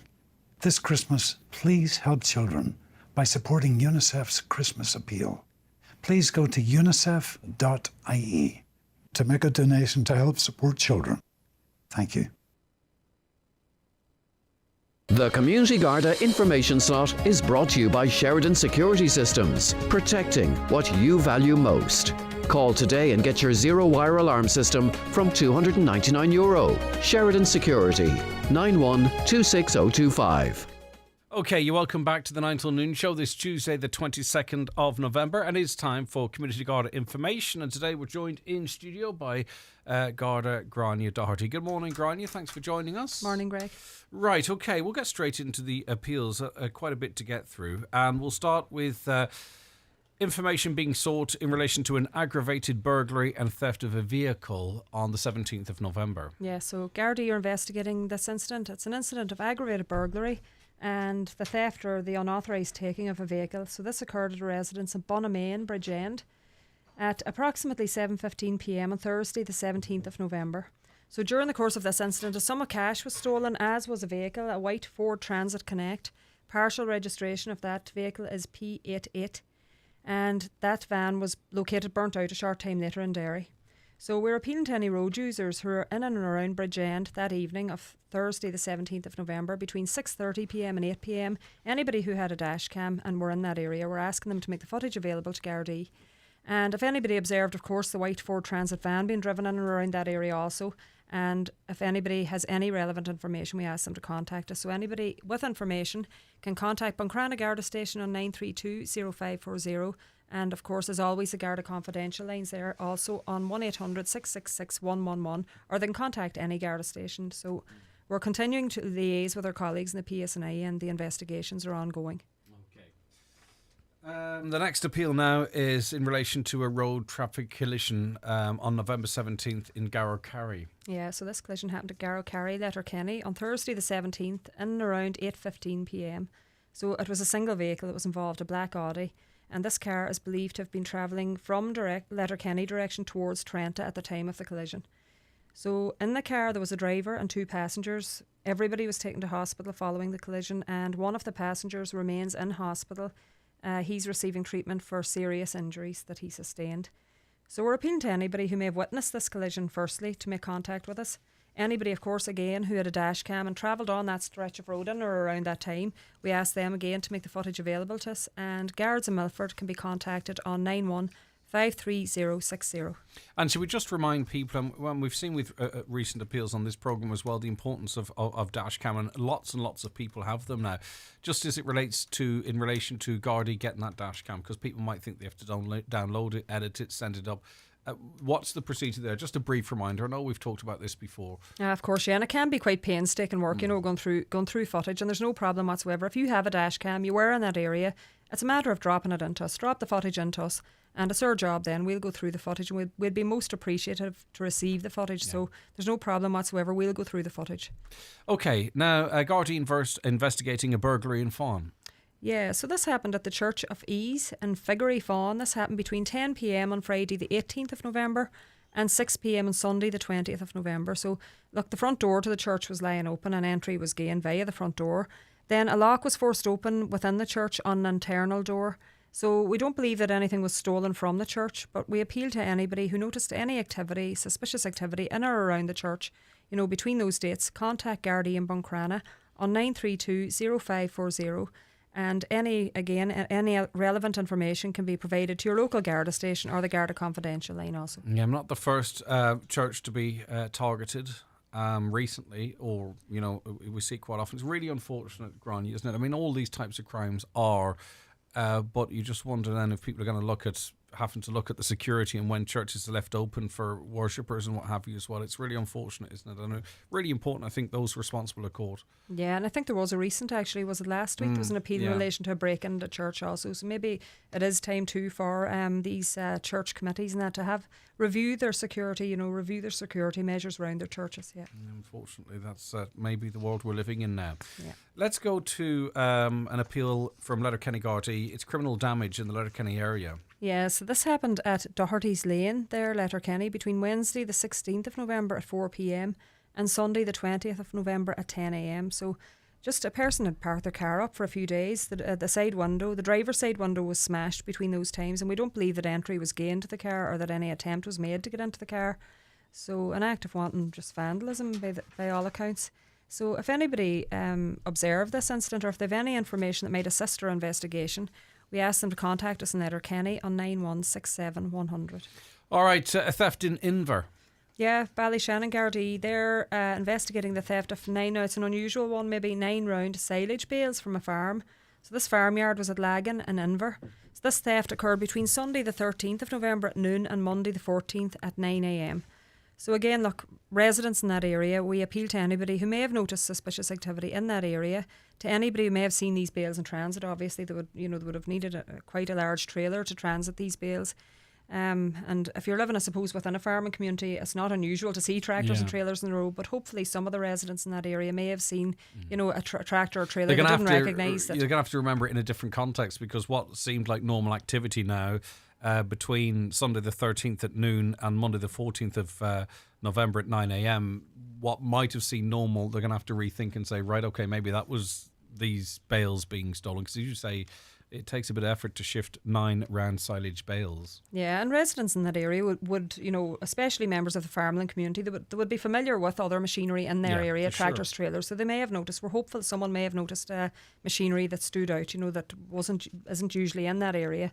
And we would ask them to contact Gardaí in Ballyshannon on 071 985 8530. Okay, now important that we reiterate a warning out from Garda Sergeant Paul Wallace, the county's Divisional Crime Prevention Officer, because we are seeing an increase in burglaries in Donegal, unfortunately. Unfortunately, in winter time, there's actually a 25% increase in burglaries at this time of year. It's not unusual anyway at the best of times, but it is. We've noticed a rise in the rates of burglaries, particularly in the east of the county and along the border region in particular. So I was chatting to Sergeant Paul Wallace yesterday. He is our Divisional Crime Prevention Officer, and he asked me to reissue a bit of advice in relation to home security. So given the rise in burglary rates, we're just asking people and it is repetitive, we're saying it all the time, but anybody maybe that has not installed an alarm, and in particular maybe a monitored house alarm, to consider doing so. And it's often after the event, and it's like everything else in life, it's when the event happens, the burglary or criminal damage happens at your home, people then look into getting these alarms, and prevention's better than cure. So we're asking people to consider getting a monitored alarm. Ask people just the usual, look, keep your doors locked, don't answer the door, particularly maybe for elderly, more vulnerable people. Never feel pressurised to open your door.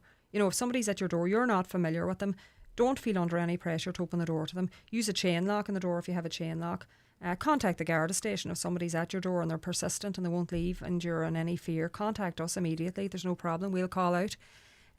Keep doors, windows locked. Keep a few lights on. And look, it's easy to say that. The times that are in it and the cost of living, and people are trying to cut down on their electricity costs, that's understandable. But, even using energy-saving light bulb, in particular to the outside of your home, the exterior of your house, it does act as a great deterrent. Well, listen, I got a exterior light for my house, and it runs off, I think it runs off 12 AA's, which I got in the same supermarket for, I don't know, €3 or something like that there, and it's been running all year. Yeah.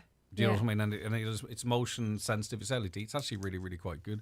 Yeah. So you can do it without thinking that you're burning through an awful lot of power. And a lot of these LED smart bulbs too, they use 15% of a regular bulb, which is really low as well. So I appreciate you recognise it, but in the wider context, it's not going to make that much of a difference. And there are really easy to run battery operated yokes as well. There are latent systems out there that won't break the bank, and it is a great deterrent. We ones that come with solar panel.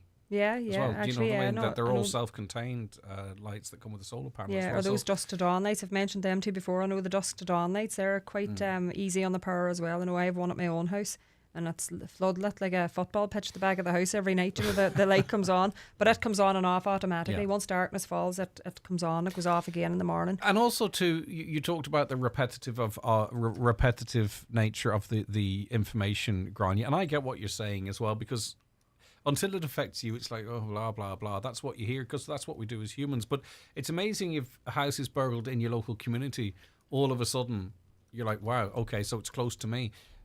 These people behind this are very mobile, and there's not necessarily trend. They don't go into Lahey and then leave Lahey and then move to Dunlow and then leave Dunlow, or where they can be anywhere. So it's not to be fearful. I'm not saying like everyone be afraid that at any minute your house could be broken into, but don't presume it's somewhere else, because you said East Donegal, and some people will be sitting in Carragart going, well, we're mid Donegal. Do you know what I mean? Like, we're safe enough. Exactly, and that's not in any way. I'm not calling you out in a way, shape or form. It's just that we as humans then don't think, well, that's not relevant to us until it's us. Yeah, and you'd actually be shocked the amount of people that we would call out to. Regular calls, you call out and you just, maybe when you're there, you chat to them about home security, and the amount of people that are still, they're happy enough to leave their door open to nip to the neighbour's house, or and I've been doing this for years, nothing's happened, but that's not to say it won't happen. And people do become blasé and when it doesn't happen them, it hasn't happened them in the 40 years I've been living in my house. That's not to say it won't happen, and we're advising everybody to secure your doors, windows. Even if you're nipping out of the house for 2 minutes next door, keep your doors, windows locked. Don't keep large amounts of cash at home. And again, get a safe, get a good solid safe for your house. If you have expensive jewellery or other items in the house that you need to store in the house, do get a safe, conceal it well within the house. So Sergeant Wallace is actually in the process at the minute of arranging a number of home security roadshows and information events in conjunction with local security equipment providers. So I attended one before, actually. It was a few years back now, it was before COVID, and there was a number of local security companies there, and they have the chain locks, they have the alarms, they have all, the latches. I love the chain locks, particularly for people that live alone, or if they're older, or they feel like they want to open the door because it would be ignorant not to. Yeah. But they have the security of that chain. Yeah, and they're so cheap. Yeah. You can buy those for €3-4, whatever they cost, and they're so easily installed. And as you say, a lot of people don't want to be rude. They feel they're being rude by not opening the door, but that gives them the security to open it that small bit, close it again, if they don't feel secure, close the door again. So listen, these events will take place all over the county. We'll be advertising them in advance on air here, and on our own Facebook page, so people will be given an opportunity to attend. And we would urge everybody, contact us immediately. If you notice anything in your area that seems any way untoward, please do call us, ring us. If you see a car that's not usually there, cars slowing down outside houses, people on the road on foot maybe seem to be looking in windows of houses, or even checking out as they're walking along the road that they're rubbernecking, for want of a better word, looking down driveways of houses. Don't feel silly ringing us. We'd rather know. We'd rather go out, check these people out.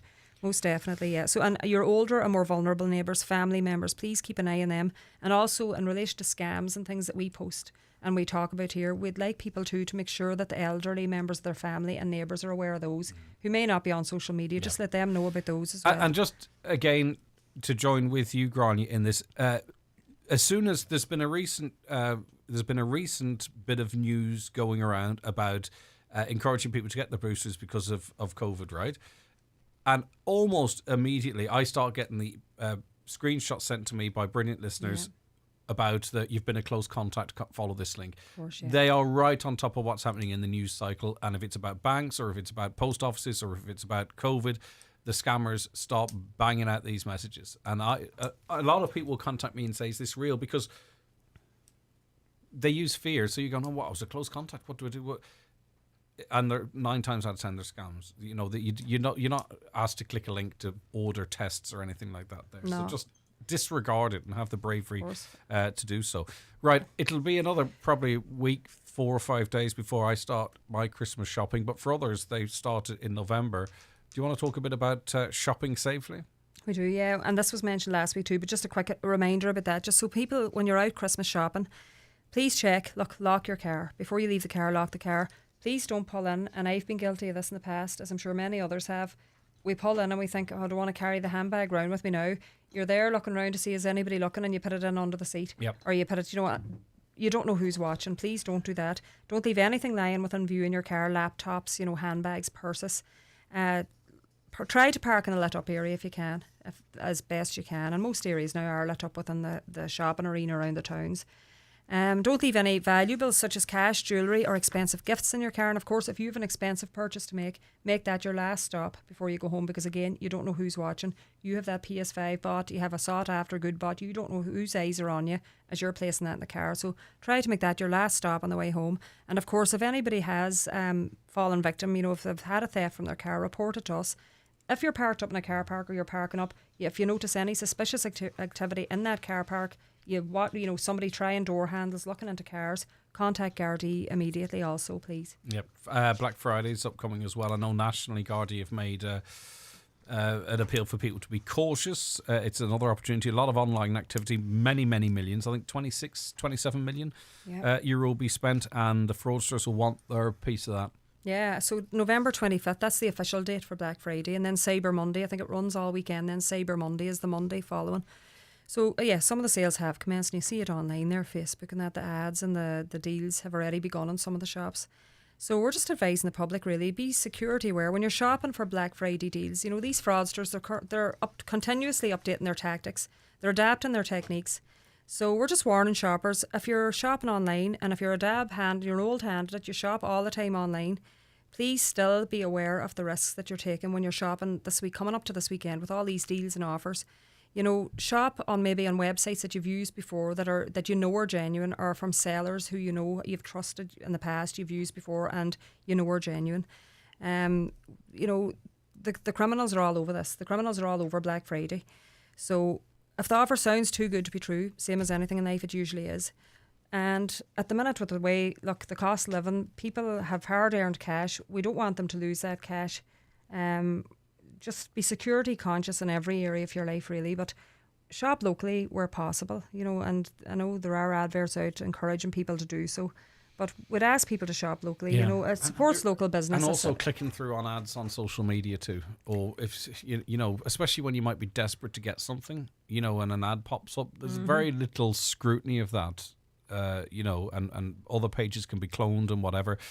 Look at the ad on social media if you want, but try and go yourself to the official website, I think, as well too, because it's very easy to be caught out like that. Right, obviously Christmas, a time of goodwill and giving if people have the money. Any information on that? Yeah, look, it's a time of goodwill, and many of us do like to support charities and do a bit at this time of year, and of course some people do that all year, but a lot of people coming up to Christmas, feel the need to give to charity, and it's a good thing to do. So we do encourage that, but we urge the public, please only make donations to registered charities if you wish to donate to those in need. And at this time of year, we're inundated left, right and centre for requests for donations from organisations and also individuals who are claiming to be in need. The majority of these requests are genuine, but unfortunately, as always, some are not. So inquiries are ongoing into organised begging at present. So we just ask people, when they're making their donation, make it to a registered charity. You can rest in the knowledge that money will go to those who are most in need when you're handing over your cash. Because a lot of those charities you mentioned will also actually support people so they wouldn't need to beg. Of course, yeah. Well, look, if anybody's in need financially or otherwise, there's so many brilliant local charities that are there. They're offering their help. The help's there to be given, and there's no reason why anybody who is in need shouldn't go in the doors of these places and ask for help. Yeah. And that's why we ask people when they are, feeling generous this Christmas, whatever amount of euro they have to spare, if they are choosing to give it to somebody, please do ensure that it's a registered charity that you're giving it to.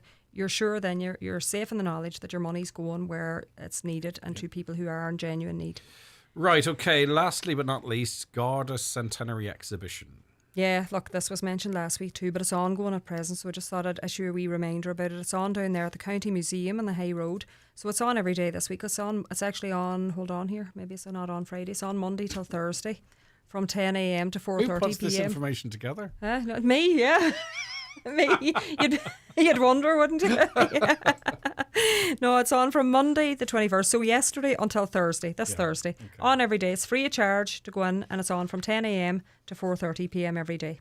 All right, you get to see the old uniforms throughout the years and information and history on Gardaí.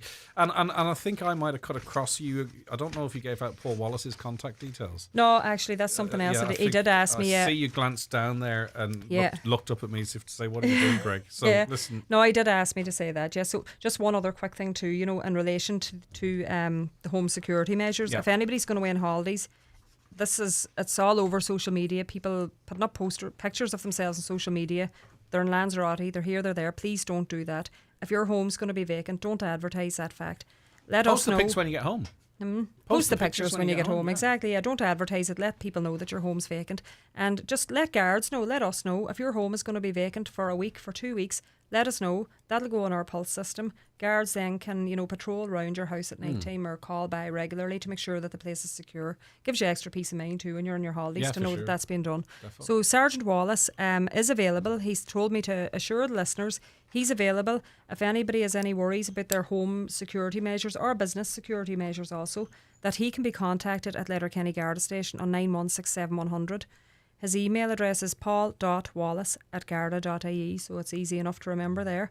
So he can call out. Look, he can call out and go around your premises and tell you what, really what you should be doing to make it more secure. Super stuff as always. Thank you so much, Grania. I appreciate it. That was the Community Garda item for this Tuesday, the 22nd of November. It'll be available later on the Garda Síochána Facebook page as well if you missed anything. And it'll be back live for you on this show after the 10 o'clock news next Tuesday. Thanks again, Grania. Thank you. The Community Garda information slot is brought to you by Sheridan Security Systems, protecting what you value most. Call today and get your zero-wire alarm system from €299. Sheridan Security, 91-26025. The 9 till noon show with the Waterfront Hotel Dunlow. Annual Seniors Festive Christmas Lunch with bingo and live music takes place Thursday 8th of December. Individual or group bookings welcome on 952244. After organising a date with a handsome gentleman on her dating app, Sadie is out for a makeover to look something like her profile pic. And while she looked great, we wish she'd unplugged her hair straightener before leaving. Thankfully, Sadie also matched with a PhoneWatch Black Friday deal, offering an alarm that responds to break-ins and smoke in just 15 seconds for €39. So romance will be the only thing on fire in her life. Life is unpredictable. Don't be alarmed, be phone watched. Offer ends November 30th. Visit phonewatch.ie. Monitoring fees apply. New this week in Home Store and More. All our Christmas table linen is half price. That's right, half price. Time to get Christmas ready with festive patterns for the table that is at the heart of every home. But better hurry, because when all our half-price Christmas table linen is gone, it's gone. Also, all Christmas tree lights are still half price. But when our half-price Christmas tree lights are gone, they're definitely gone. Drop by your local Home Store and More, or visit us online at homestoreandmore.ie. Home Store and More. A happy home. For all your training needs, Northwest Forestry Services Training Department Ballybuffet offer a wide range of courses from training bodies such as NPTC City and Guilds, QQI, LADRA and ABA International. Courses include all land-based services such as chainsaw, tree climbing and rescue, pesticides, working in heights and ATV training. Other courses offered include first aid responder, manual handling and building safety, to name but a few. For a full list of training courses and availability, contact Northwest Forestry Services Ballybuffet on 074 9132033. At Irish Life Health, our benefit plan helps you embrace a healthier lifestyle. Get up to €250 back on a mix of benefits like fitness wearables, dietitians and sports clubs like your local GAA club. It's health insurance, but not as you know it. Search Irish Life Health. Irish Life Health Act is regulated by the Central Bank of Ireland. Terms and conditions apply. Call us to see exactly what's covered. Shrink your Christmas bill at Dunnes Stores this Black Friday. Upgrade your kitchen with a Salter 8.2 litre dual air fryer and save €30. Serve amazing coffee at home with the Tassimo Happy Coffee Machine, now better than half price. And start the party with an Akai Bluetooth karaoke speaker and microphone and save €30. Plus, with our Tin050 grocery voucher, you save even more. Dunnes Stores. Make Christmas for everyone. Terms and conditions apply. Voucher can be used on next grocery shop of €50 or more. Hello, Dream Inspector. 50 grand. Got it. Wait, 10 winners of 50 grand each? Every Tuesday and Friday? So every Euro Millions draw till Christmas is guaranteed 10 Irish winners of 50 grand each? 10 Ireland-only raffle winners of €50,000 guaranteed in every Euro Millions draw till Christmas. The National Lottery. It could be you. Play responsibly. Play for fun. All Euro Millions Ireland-only raffle draws until December 23rd. What if someone in the house has medical equipment that uses electricity? What if my mum has mobility problems and needs to charge her electric walker? Everyone's concerned about rising energy bills, some more than others. But there could be circumstances that classify you as a vulnerable customer. Just check with your supplier and be sure to register. Talk to your supplier or find out more at cru.ie. Here to shed light on your energy rights. Brought to you by the Commission for Regulation of Utilities. Ireland's best-selling car, the Hyundai Tucson Diesel, is available to order for January 2023 at Divers Hyundai in Letterkenny. Yes, Divers have diesel Tucsons in stock for January collection. Order yours today or book your test drive by calling Divers on 9122 600. The Hyundai Tucson Diesel, available to order for January at Divers Hyundai, Canal Road, Letterkenny. Brian McCormick, Sports and Leisure, Main Street, Letterkenny. In football, Nike Tiempo Legend Soft Ground in classic black. Adidas Predator Edge, soft ground boots in classic black. Look like Ronaldo in the new Adidas Man United home or away jersey. Or try Salah in the new Nike Liverpool jersey. Get your free name and number printed when you purchase a jersey. Join our Christmas club by opening an account today at Brian McCormick Sports, Main Street, Letterkenny.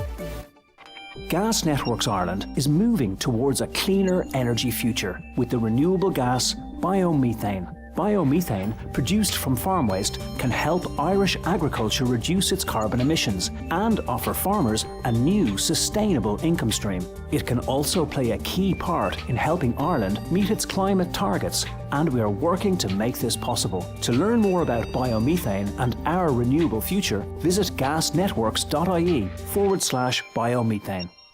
Your next move matters, so why not move better? Start your move to permanent TSB today. Apply in-app for our award-winning current account. So don't just move bank, move better. Apply in-app today. Applications for Explore Current Account in-app in sole name for over 18 personal customers. Residents of Republic of Ireland only. Fees and charges, terms and conditions apply. Awarded Bunkers.ie Best Current Account 2022. Permanent TSB PLC is regulated by the Central Bank of Ireland. Make Christmas easy and get everything exactly when you want it with Dunnes Stores Christmas pre-order service. Choose a time slot that suits you at dunstoresgrocery.com and start selecting from our range of amazing Irish products. From oak-smoked salmon and free-range turkey to Christmas pudding. Then save with automatically applied Tin050 grocery vouchers. Christmas pre-order available now. Make Christmas for everyone at Dunnes Stores. Subject to availability, terms and conditions apply. Voucher can be used on next grocery shop of €50 or more. The Nissan Juke and the Nissan Qashqai available for immediate January delivery. Unbeatable comfort, specification and safety features. With hybrid and e-power now available as engine options, call in to see what all the fuss is about. Visit iMotors in Letterkenny or check out imotors.ie. Now we welcome onto the programme Dr. Declan Lohan. Good morning to you, Declan. Oh, Father Lohan. Did I call you doctor? I'm all over the place. I do so many different interviews. Father Declan Lohan, good morning to you. Thank you. Morning, Greg. Sorry for the full start. You are chaplain, of course, at the Shanakalo community. That means a new life for a person, and I think it's really fitting, that title, in the context of we're going to speak about what you do. Yes. Well, look, just to say thanks for having me on. I wanted to just share with you a little bit about a community. It's a drug treatment centre which is down in Knock in County Mayo. And I suppose in order to kind of understand it a little bit, I mean, we all understand what a drug treatment centre is. But this place, I suppose, I'd have to share a little bit about my own kind of interest in it. So I'm a priest down in Galway. And in a former life, I was a barrister, which is a little bit of a shift from one thing to the other, but always interested in people. I came to know a little bit about this drug treatment centre, and I think what touched me about it is that, you know, it could be anyone. I think, you know, for anyone that's listening today, they may know someone that either now or in the past drink, or even tablets, even prescription tablets, they've been a little bit of a problem for them, or they are a problem for them at the moment. So I think it's something that can touch any part of life. And I always had that interest in people. And I suppose, you know, with a religious vocation, you know, I would be interested in seeing people do well, making sure that, you know, hoping that they live the best possible life that they can. It was interesting. I was listening to Brendan Devney yesterday on the show, and you know, I think some of the lads that come through the doors of the drug treatment centre down in Knock, that you'd be kind of hoping that they would have these dreams as well, you know, that they might be the next Michael Murphy or whatever it is. But that life isn't always, it's not always, a drug addiction problem is not always the end of hope, you know, that it's not always the end of possibility. Yeah, and I think also too, maybe we more broadly as a society need to maybe try and adopt some of your point of view, in that I think once someone goes down that path, we have a tendency almost to give up on them, or to cast them aside, or to suggest that they're in some way different from everyone else. But they aren't. We are all the same. It's just that they were, for many, many reasons, they were captured by this awful addiction. Mm.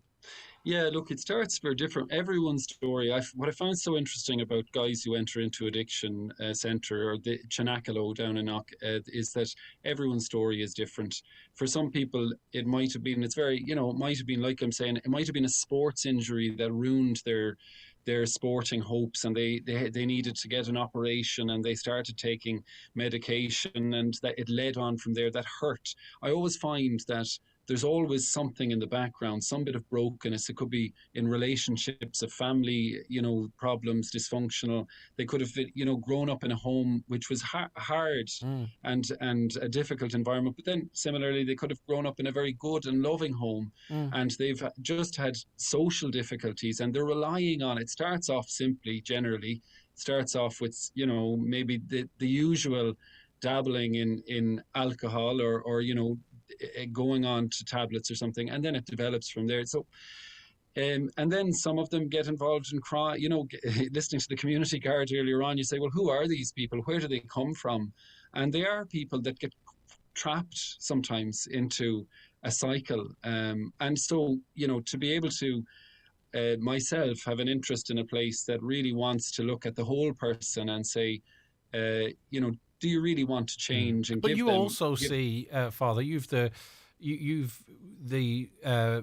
advantage that we don't, is you see people coming out the other end of it.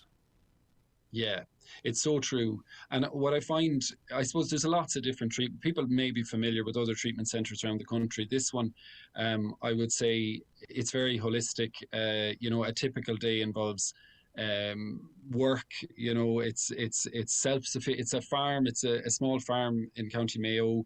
It involves farm work, you know, milking a cow by hand, little construction projects. With all the rain lately, our farmyard was flooding, so the lads decided, well, let's build a soak pit and the appropriate piping and all the rest of it. So, and I think they take responsibility, and they live in an environment where they're answerable. You know, sometimes I think addicts, well, I don't want to be judgmental, but there's habits that kind of carelessness or lack of responsibility. But then again, you can be in a space whereby whatever the consequences might be, you're in such a space that it doesn't matter. And often I think it's our fear of the consequences that guides us. But if you're at a point where you go, sure, if I'm appearing caught in my face is on a website or a newspaper, who cares?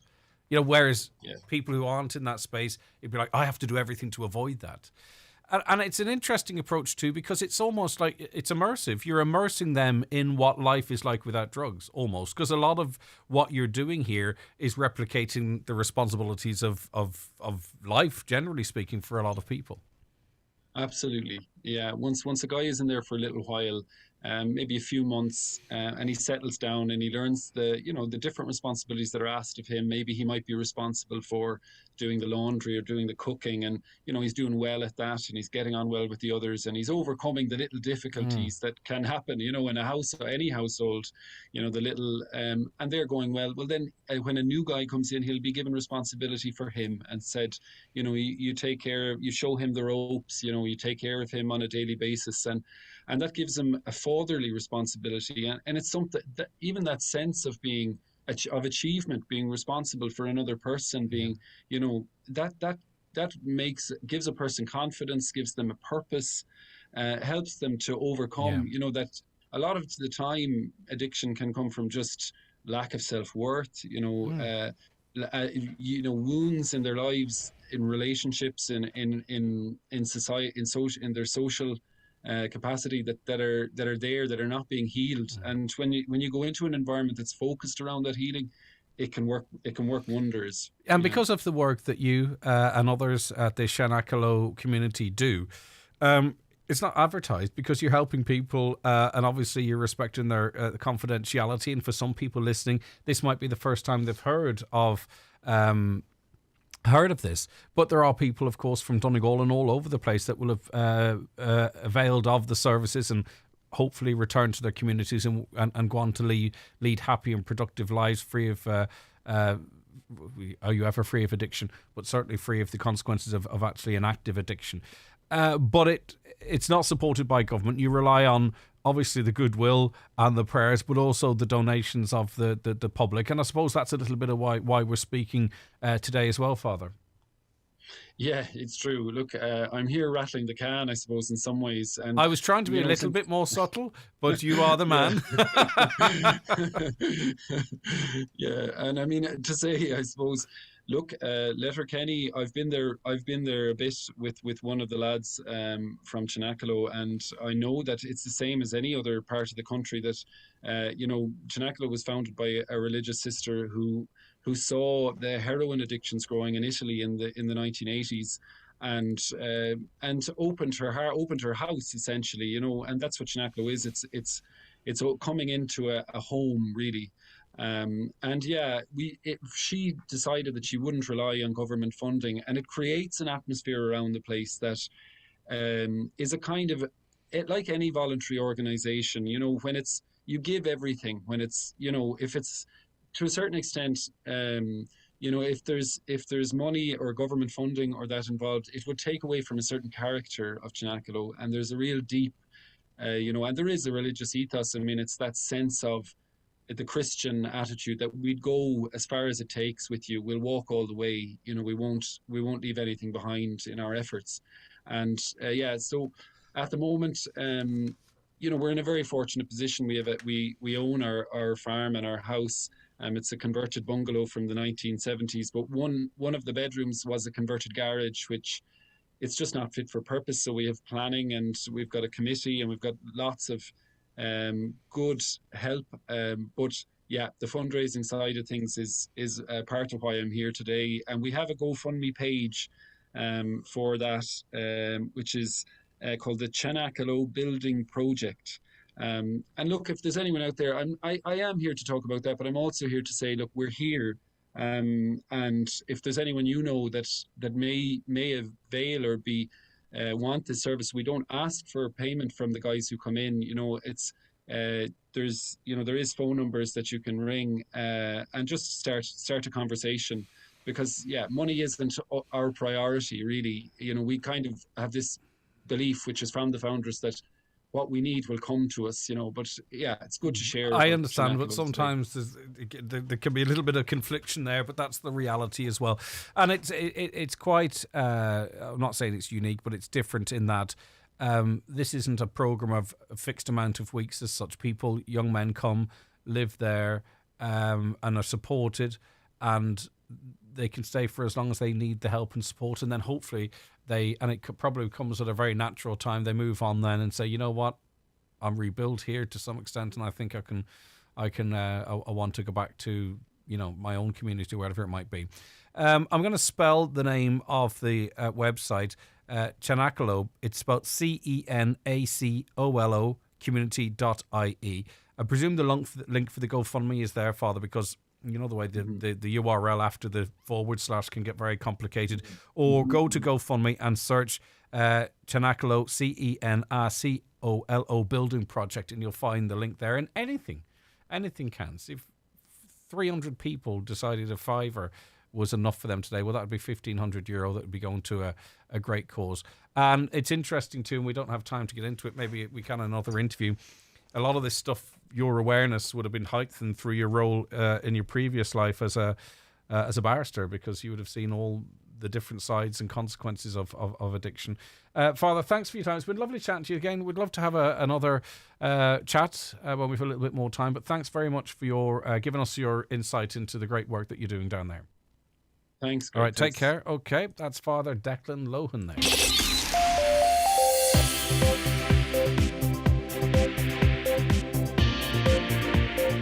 Cutting Through the Spin, the 9 till noon show on Highland Radio. Okay, 11 o'clock, let's get a news update. Good morning once again, Emma Ryan. Thanks, Greg. Good morning. Gardaí are investigating an aggravated burglary at Bonnane Bridge End at approximately 7:15pm on Thursday evening last. A sum of cash was stolen, as was a white Ford Transit Connect van, partial registration B88. The van was later found burnt out in Derry. Gardaí are liaising with the PSNI and are urging anyone with information or dashcam footage to come forward. The chairman of Donegal Joint Policing Committee says removal of 16 Gardaí from the drug unit makes no sense, as the drug crime is on the rise in the county. The number of Gardaí serving in the Donegal Divisional Drugs Unit has dropped dramatically from 21 in December 2021 to just 5 in September of this year. Councillor Jerry McMonigal says a reduction in the force is a worrying development as drug crime continue to rise. Gardaí in Mulford are investigating a single vehicle collision that occurred at Garrow Carry outside Letterkenny on Thursday evening last at approximately 8:15pm. It involved a black Audi which is believed to have been travelling from Letterkenny towards Trenta. The driver and 2 passengers were taken to hospital following the collision. One of the passengers remains in hospital with serious injuries. Any witnesses or anyone with dashcam footage is asked to come forward. A 5th man has been arrested in relation to the attempted murder of 2 police officers in Strabane last week. The 38-year-old man was detained under the Terrorism Act, and a search was also conducted in the Coal Island area. Police attended another security alert in Strabane last night after a suspicious object was discovered in the Innisfree Gardens area of the town. However, the PSNI says nothing untoward was found, but a number of items are being further examined. Electricity companies will have to pay a windfall tax. Government ministers will be asked today to back the introduction of a cap on the revenue made by electricity providers that do not use gas. Cabinet will also be asked to sign off on a plan to seek a solidarity contribution to firms which produce fossil fuels.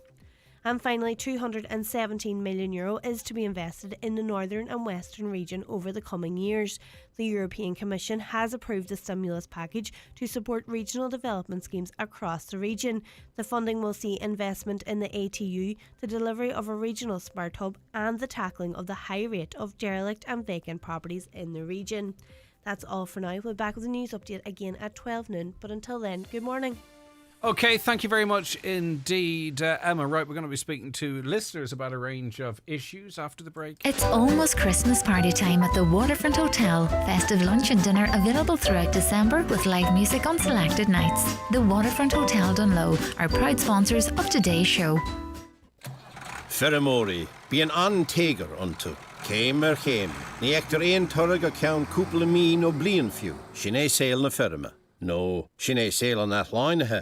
No the chaffer foulum na shule ni gurtu inelre. Came came. Ni ector ein turg a count couple me no blian few.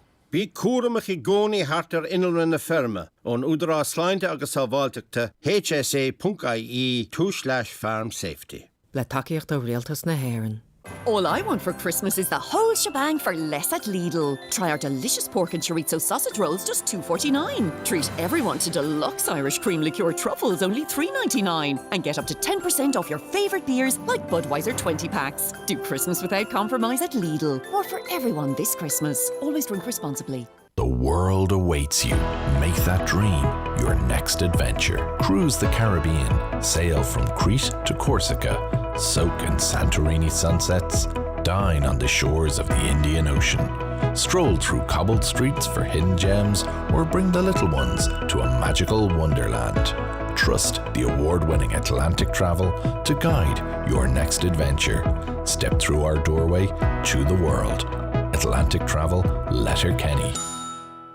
The Central Hotel, Donegal Town presents the Essentially Shared Tribute Act this Christmas. Enjoy Cher's classic hits and the perfect Christmas party night on Friday 16th of December. Tickets online at centralhoteldonegal.com. Book now and share in the Christmas spirit with Essentially Share at the Central Hotel, Donegal Town.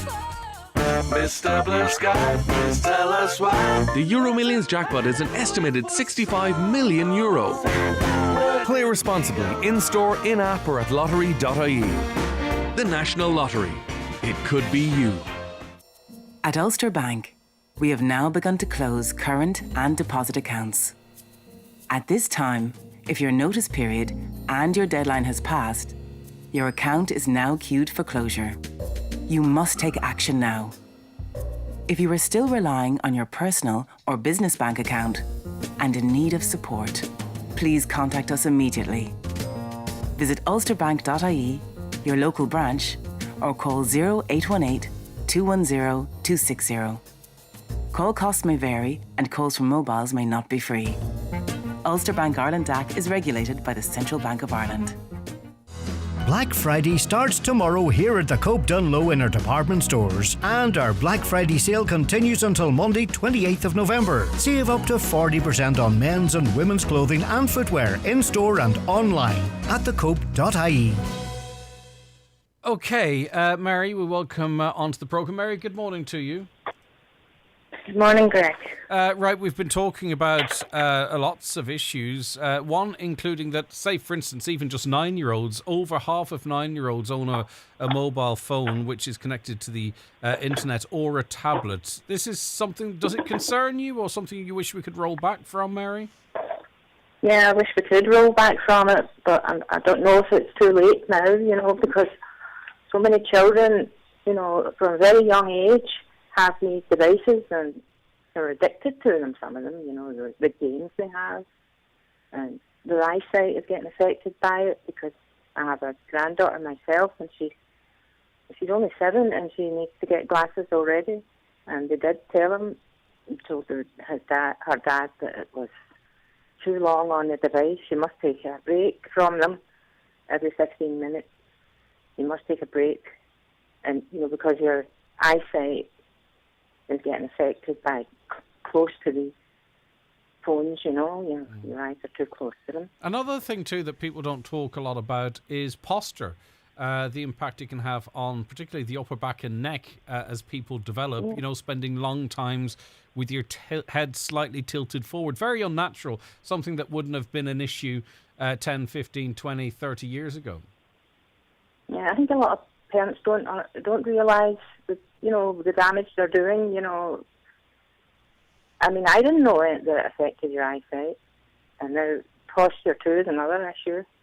There's so many different things, that, the addiction to them, they can't put them down, they're not listening to you when you're speaking to them, they're completely absorbed in the game, and I just think it's in terms of communication and interaction too, that's going to be impacted in some cases, because you say, I think we've all had the grunts or the shrug of the shoulders, or would you put that down and just have a conversation? It is going to inhibit development in that regard, some would fear. Yeah. I just think it's best if you could try to keep the younger kids away from them at least. And, I know there's a lot of pressure once they go to school because other kids have got them. But, I mean, they're on them even at very young age too, Yeah, and also, you see, the problem is it's very hard once they have access to limit that access, because as you say, everything is designed you know, a lot of the apps, and I presume most parents and grandparents are aware, a lot of the apps borrow from casinos. Do you know what I mean? In terms of keeping you involved, you know, the refreshing of the screen is very similar to pulling the handle on a fruit machine. You know what I mean? So the apps have been designed to keep us engaged. So it's very hard to say, well, you can do it for an hour a day. Because, you know, the hassle's going to start early in the day saying, oh, can I have my phone? Can I have my tablet? It's sometimes it's either or. I'm not sure how successfully people can limit access to the tablets and phones and have an easy life. Yeah, it's terrible. It's really hard for the parents too, you know. There's bound to be, you know, pressure on them, you know, especially when they say, well, my friend has this, you know. What do you do in that regard? But you would, in an ideal world, you would like to see a ban on tablets and phones for children if you could? Yeah, but it would be great if they could, but maybe it's too late now. And Possibly. with the lockdown too, the children were all using them for the lessons, you know, remote. What do you think would be, if you were going again, Mary? What would you see as an age that it's okay for them to start having access to a phone and tablet? If you were a legislator, let's put it like that. Yeah, well, ideally about 15, but can't see that happening somehow. But in an ideal world, okay. Mary, listen, thanks for your views this morning. I appreciate them greatly. Okay, Greg. Bye. And we've put that question up on social media as well if you want to have your say, but also text in to us primarily 08660 25000. But Mary says that children of today are addicted to phones and tablets and it's destroying their eyes, and is proposing or would like to see a ban on devices until they come of an older age. Do you agree with this idea? If you want to have your say on our online poll, get across to our social medias and you can do so there. I mean, I think we live in a world whereby there's what we would like, and I think Mary kind of recognises this as well, what we would like, but in reality, you know, what we can expect. Okay, there was another dilemma a listener was in, and I want to get your views on this. It's on the topic of consent, by the way, and they contacted us with the following information. My daughter was assaulted at a part-time job while attending uni. Safety manager is advising after 3 weeks to go to the police. I'm frightened if she does this that he will further attack her. I'm in Donegal and she's in the UK uni. What would listeners advise? He did the same at a previous job but has only come to light now. He has been sacked. Is this enough of a resolution? Work won't move her to another location or store which would help her. So what do they do in that situation? It's a tough one, especially, and it's tough for mum and dad, or dad in that case, because you're far removed from it, aren't you? Right, okay. Now, Kevin joins us. Kevin, good morning to you. Good morning, Greg. How are you? I'm doing good. Right, we were talking earlier on about Garda resources, the lack of Garda resources, and particularly in the drugs unit. What's your view on resources, Kevin? Well, you see, that kind of stumped me. I was going to ring in anyway and say that we needed guards on the streets of Letterkenny during the day, walking around. I can't remember the last time I seen a guard walking up and down the streets of Letterkenny. Can't remember. Now, they'll probably tell me, oh, you weren't down the day they were down, but they should be down 7 days a week anyway. Are they needed? Is that a good use of resources, Kevin? And this is just teasing it out with you, because you will see guards, will you not, on the streets at night time? Do you know where there's more likely to be public order or offences? I mean, do we see many daylight crimes on Letterkenny Main Street that would justify Gardaí walking up and down it? Again, I don't know. I'm only asking, Kevin. Every minute there's minor offences, box junctions, red lights being run. There's been a couple of serious assaults during the day. Mm-hmm. You know, so I mean, for that reason and that reason only, you see, if you get away with the simple things, you know, the minor things, you think, well, oh, I can get away then with the major things because there's nobody about, nobody to catch me. Mm-hmm. I'm in my 60s, right? And I remember walking down the streets of Letterkenny, and if you'd done anything wrong, you were pulled up by a guard. Yeah. You know?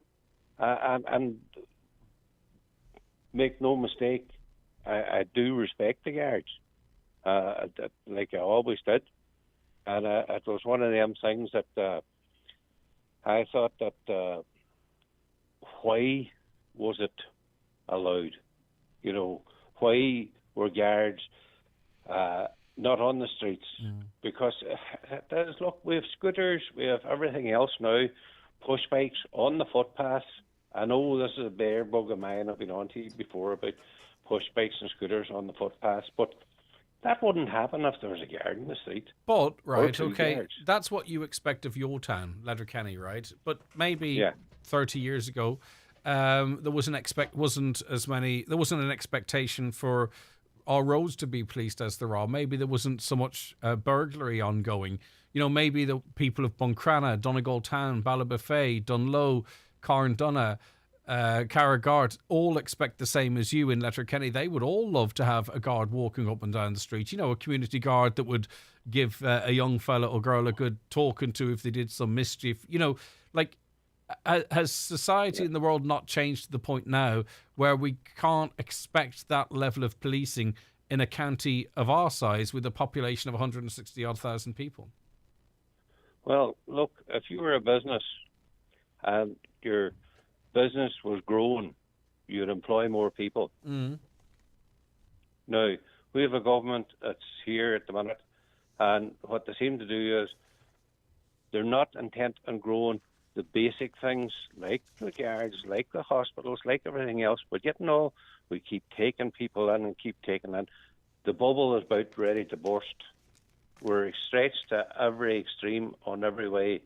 So they're going to have to do something. Growth should have come along, like, you know, as the country grew, everything else should have grew along with it. Because there should have been a wealth coming with this growth. Well, where did this wealth go? Well, that's a good question. It's not, look, I'm no Einstein by no means, but it's very simple. If things grow, there was a wealth in this country. I remember a politician telling me that Ireland was one of the wealthiest countries in the world.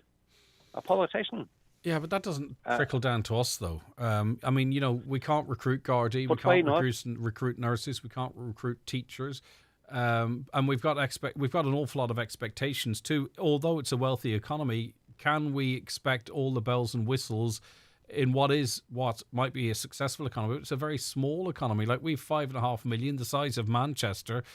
Yet we expect a road everywhere, broadband everywhere, a hospital everywhere, a Garda everywhere. Which they have in Manchester. That's the point I was going to make. I'm not saying. By the way, this is not my opinion. I'm just saying. I'm wondering. I'm teasing it out here. Are our expectations too high? I don't think so. Yeah. I think, we're paying for this. Nobody else is paying for it but ourselves, right? So if you're paying for a service, you should expect that service. Is that not great? Oh, for sure, yeah.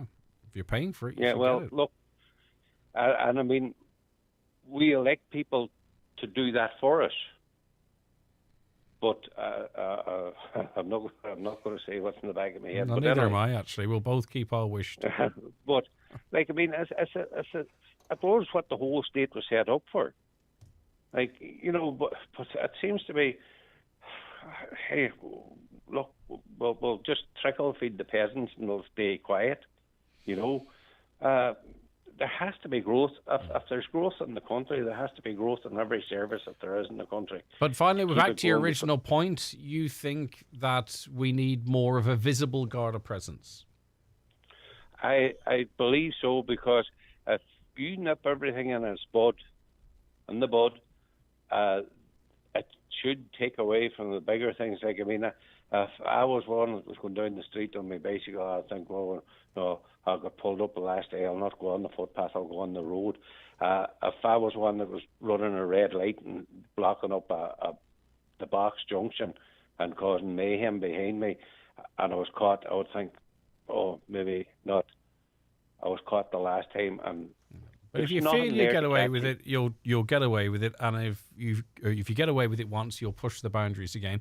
I get your point, Kevin. It's well made. A lot of people will agree with you, I'm sure. Thank you very much for joining us. Okay, 086 60 25,000. Back with more comments shortly. Watch the show live now on YouTube, Facebook, and at highlandradio.com. The 9 till noon show with the Waterfront Hotel Dunlow. Annual Seniors Festive Christmas Lunch with bingo and live music takes place Thursday 8th of December. Individual or group bookings welcome on 9522 444. Order. There's a lot to be said for it. Not the restrictive, always play by the book, straight down the line kind of order, but the order you place for a brand new 231 Audi. An order best placed having experienced true progress with a test drive at your Audi dealer, where you will also get advice on the options available to ensure owning your 231 Audi is as straightforward as possible, which is proper order. Visit your nearest Audi dealer, where future is an attitude.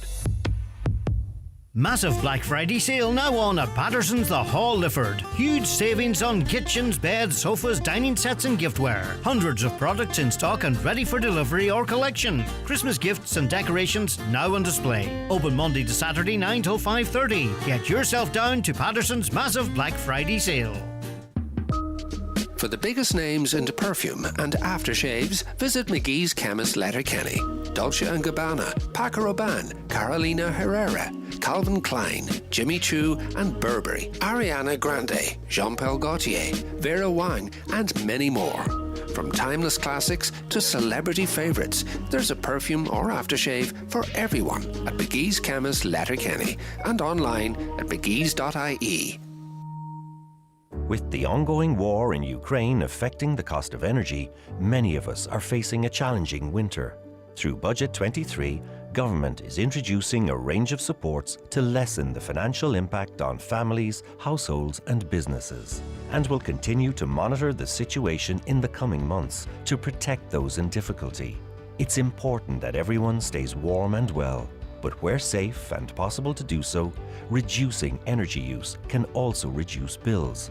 Changes like turning your thermostat down by 1 degree and considering how often you use energy-intensive appliances like tumble dryers can make a big difference.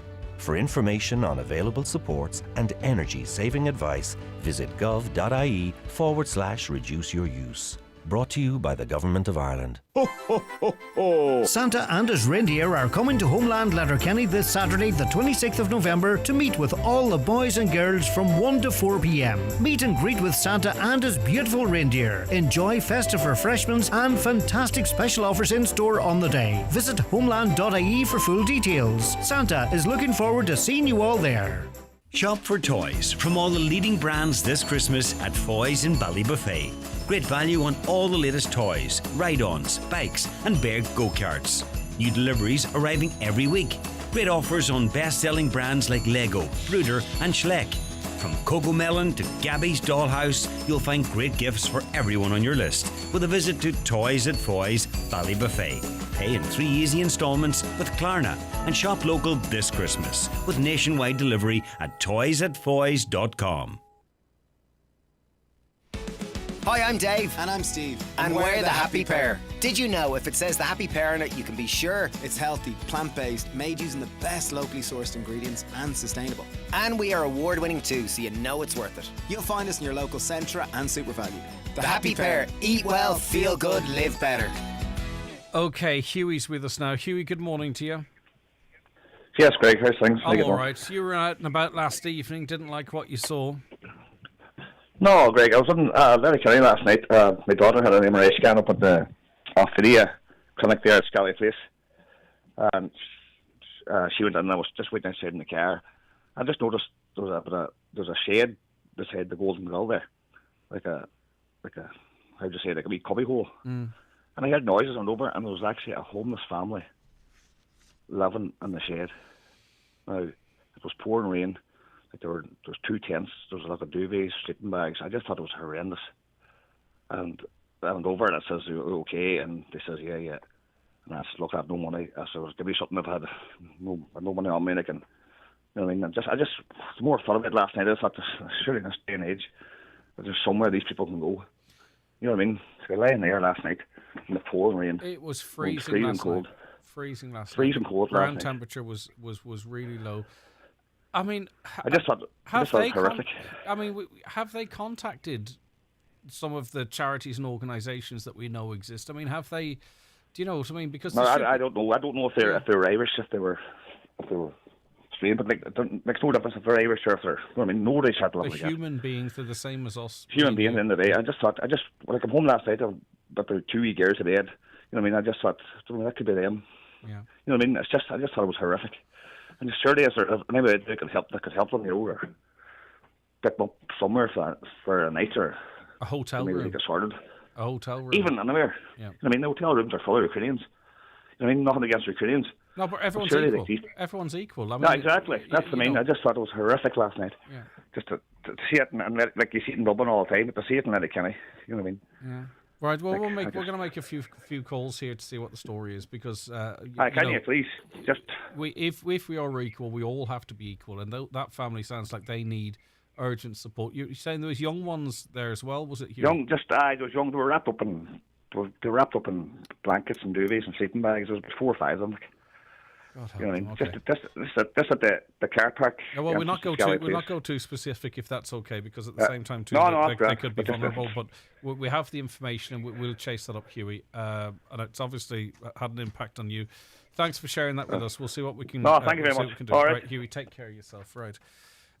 We are speaking now to the president of the Garda Representative Association, Brendan O'Connor.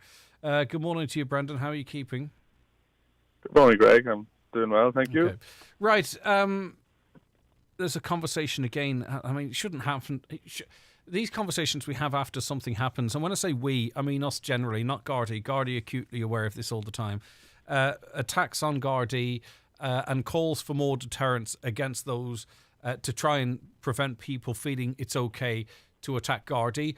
Or we could extend this out presumably to nurses, doctors, ED staff. You know, first and foremost, our thoughts are with your colleagues who were assaulted in Dublin recently. Brendan, how are they doing? Thanks very much, Greg. Well, they've both been released from hospital. The female member has less serious injuries, but the male member received quite serious injuries to his face and to his head. He was punched and kicked repeatedly and beaten around the face with a torch. So you can imagine what sort of injuries that can result in. So very traumatic and very difficult. And okay, well, that particular instance is before the court, so we'll speak more generally then. We talk about this type of stuff all the time, Brendan. Gardaí being severely injured in the line of duty. From a Garda perspective, does more need to be done from a legislative perspective to protect Gardaí, do you think?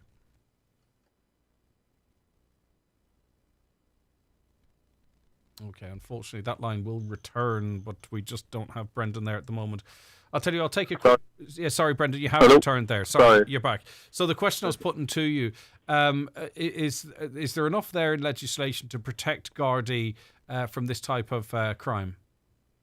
Well, in theory, there is enough legislation because the statutes that are there at the disposal of judges do give access to punish, which is quite tough sentence, but they're not used. So we would call on mandatory sentencing, that there'll be a mandatory custodial sentence for the type of incident that people are talking about in recent days, where you see such a vicious provoked act on a guard or any member of the emergency services serving public who puts on the uniforms out there to serve the public. We think there has to be a strong message, and it's about protecting society as well as protecting the individual member. So we would believe, and there is actually Senator Robbie Gallagher there, who's originally from Termon, has a bill before the Dáil, and if there was full political support from across the parties, that would move and it would be legislation. So that's why we think sometimes some of the support we get and some of the words that are spoken at these times, they should be followed up on, and people there should be meaningful actions come out of it. But again, it's legislation is part of the solution, but there's other issues that need to be addressed that we've spoken about many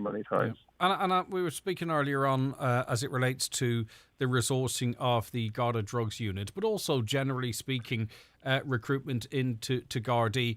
And we're starting to deal with problems now, or continue to deal with problems that are of our own making, and not our own making, but of government's own making, in terms of, the protection for people just trying to exercise their work, how they're rewarded, how they're looked after within their job. And then we wonder why we can't recruit people, or we're having difficulties in that area, or certain people don't want to meet to certain areas. I mean, we really need to take, a re-look at how we look after members of the Army, Gardaí, nurses, doctors, that type of thing. Would you be of that thinking yourself?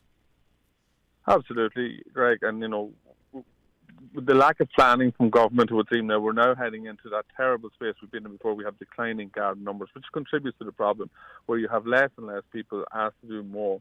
And, you know, what happened in Dublin the other night give people an insight into what young guards have to face out there on the streets. And for people to say that, you know, these things only happen in cities, they don't. I mean, we've incidents in Letterkenny where we've had young female Gardaí knocked to the ground. We had the drugs unit in Milford when they were operational, went to a house during COVID and members were assaulted during the middle of the day. So certainly, like the guards that I represent are telling me they don't feel safe. And the buzzword in the banner from that's promoted from our own authorities is that the guards are about keeping people safe. But you know, it's very hard for the community to feel safe and well protected by a police service that doesn't seem to protect its own people. So and a state. So certainly, but we also, as you touched on there, about conditions and people are leaving the guards in droves, particularly young members, and a lot of them stationed in places like busy urban centres that are just feeling burnout, feeling the fatigue, feeling unsupported. So, you know, it's not an attractive career, and what was once probably a cherished job and a job for life, and people were very proud and people wanted to serve and very committed, people are walking away in their droves. And do you know what's now, happening too, it's Brendan, as relatively new well? phenomenon. And we can never put a figure on it. 16, 17, 18-year-old men and women saying to their parents, guardians, you know what, I wouldn't mind joining the Gardaí, and the parents saying, you'd be mad to do that, don't do that, do this, do the other. Do you know what I mean? Like, so I think this is only a problem that's going to get worse before it gets better, unless something really seriously is done. And as I say, we can say the same for teachers and nurses. I know you're here to speak about Gardaí, and we'll stick to that. But again, we are creating our own problems here. Yes, we are, and it's not an attractive proposition, as you say, and parents people are looking, and my own colleagues are saying to their own children, and that would have always been a tradition of, you know, second and third generation members going into service in different professions, and when you have people inside the service saying to their children, this is not I don't recommend this career, there's something fundamentally wrong. So we have to look at what is it, why has something that was such a desirable profession and oversubscribed for years, that we now find ourselves becoming people that are in it are walking away from, and people who would be good candidates and would bring the right attitude and the right skill set are saying, no, I go for an alternative career that's more rewarding, more satisfying, and gives me better remuneration. What might be happening in a county like Donegal when we see a drugs unit drop from 21 to 5? Is it people being reassigned? Is it people moving out of that unit? Is it thinly spread resources, which means people have to be reassigned? Is it retirement? Like a drop of 75% in resources for what is an increasingly important unit of An Garda Síochána. Like, what would be the decision-making process or the causation behind that? Well, I can't speak for the management decision making, but generally speaking, it's about allocating resources, and when you have limited resources, you have to decide where the priority is. Now, unfortunately, the manpower levels are dropping in the county, like across the country. But I would say, in fairness to those statistics, there was a particular circumstance that led to a spike in demand for a drugs unit in the Letterkenny district, and extra personnel were brought in on a temporary basis. But again, that's firefighting. That's the problem we see with the lack of long-term planning. So generally, a lot of the drugs units, we don't really have that many people that are allocated them on a permanent basis. I think they're very, very small single digits. But traditionally, what superintendents locally would have decided is they would put young junior members in on a temporary secondment to give them the experience at that type of work. But as the numbers drop and as the pressures on the front line get greater and greater, those people aren't there. So obviously there's no capacity to take people off the regular units to support them. But certainly we would, as you say, I mean, you talk to any parent, any teacher, anyone, people are very concerned in communities. Drugs seem to be an epidemic in every community in Ireland, and An Garda Síochána does not have the personnel to allocate. We had a unit there in Milford for a couple of years. It was very successful. Of course, they couldn't even secure a card as well publicised. They're investigating one of the biggest drug seizures possibly in the county ever, and that unit has now been disbanded because of lack of resources. So, you know, it's just the usual. And if you know that, thing and if I know that, the criminals know that as well. And they wonder, well, how can we move our product around? You know, this is, and we have to speak about it publicly, but these are intelligent people, because to do what they do, they require, I'm not praising them, it requires an element of intelligence, and they know where the gaps are. And particularly, and I know Senior Garda in this county have been making the argument in Dublin, you've made it many occasion here.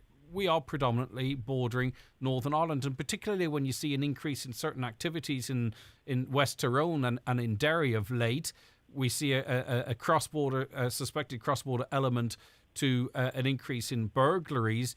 These should be very strong arguments for extra resources for Donegal, and I would hope and I would expect and I imagine local senior Gardaí are making these arguments to Dublin, but they're falling on deaf ears.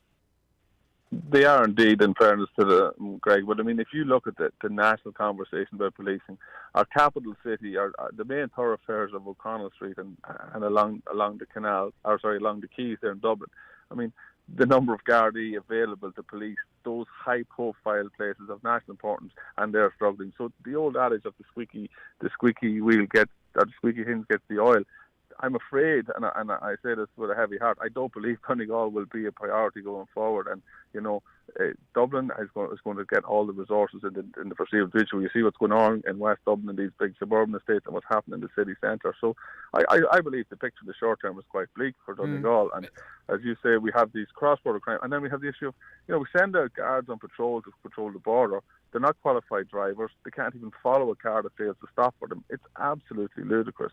It's interesting you make that squeaky wheel comment, because it's the exact same comment. It's very similar to what I said to a councillor on the policing, the JPC, a little earlier. But that's unacceptable. And we saw a lot of resources sent to the border in the Monaghan area because there was a story there getting an awful lot of headlines. I'm not saying that was not the right thing to do, but it's very worrying if really whatever's being discussed in the media on a national level is dictating policing. One should follow the other, not the other way round. Well, you see, Greg, in fairness, I've been in the Guards now for 25 years, and that was always a cry from the representative bodies to depoliticise policing, and I mean, as regards control of it, and to take that out, and that we would have proper oversight and management. And, the government was supposed to move towards having that degree of separation. So we were supposed to have the independence of the policing authority and the Guard inspectorate that would inform policing and decision making and planning, and bring a level of transparency to say what level of service was needed, what level of service the public could expect. But unfortunately, despite the taxpayer investing all those millions, and it is millions, in these bodies, they haven't delivered because, all these years later in this project, we have these oversight bodies, we have these discussion forums, we even have the JSPC, which are a very effective way of people to communicate things, but we're still getting the basics wrong. The two Gardaí go out and they're vulnerable and they're beaten to that level on the streets of Dublin, that, burglary gangs are roaming across Donegal, and the guards are sent out to patrol and stop them, can't turn on a blue light to signal them. It's just ludicrous, and we have often situations along the border where up to 6 stations there might be one car covering, or the car, and then even in Letterkenny, the biggest town in the county, sometimes we're pulling cars in from all over the place just to provide fire brigade service.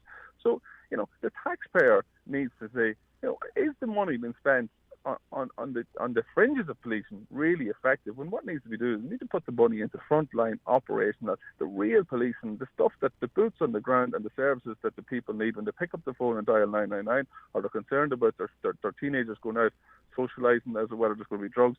That's what the money needs to be spent on, not these highfalutin projects and talking shops that haven't delivered, that I would say have failed spectacularly, because we expected as Gardaí when we bought into these processes that 10 years later we would have upgrades in equipment, we would have international best practice, and we're looking across the border at our colleagues in the PSNI, we're looking at the cars they're driving, we're looking at the equipment they have, and we're still in poor relation. So what has been achieved other than a lot of talking and a lot of waffle and spin and stuff like that? But the reality on the ground, and people know that, you can't fool the public.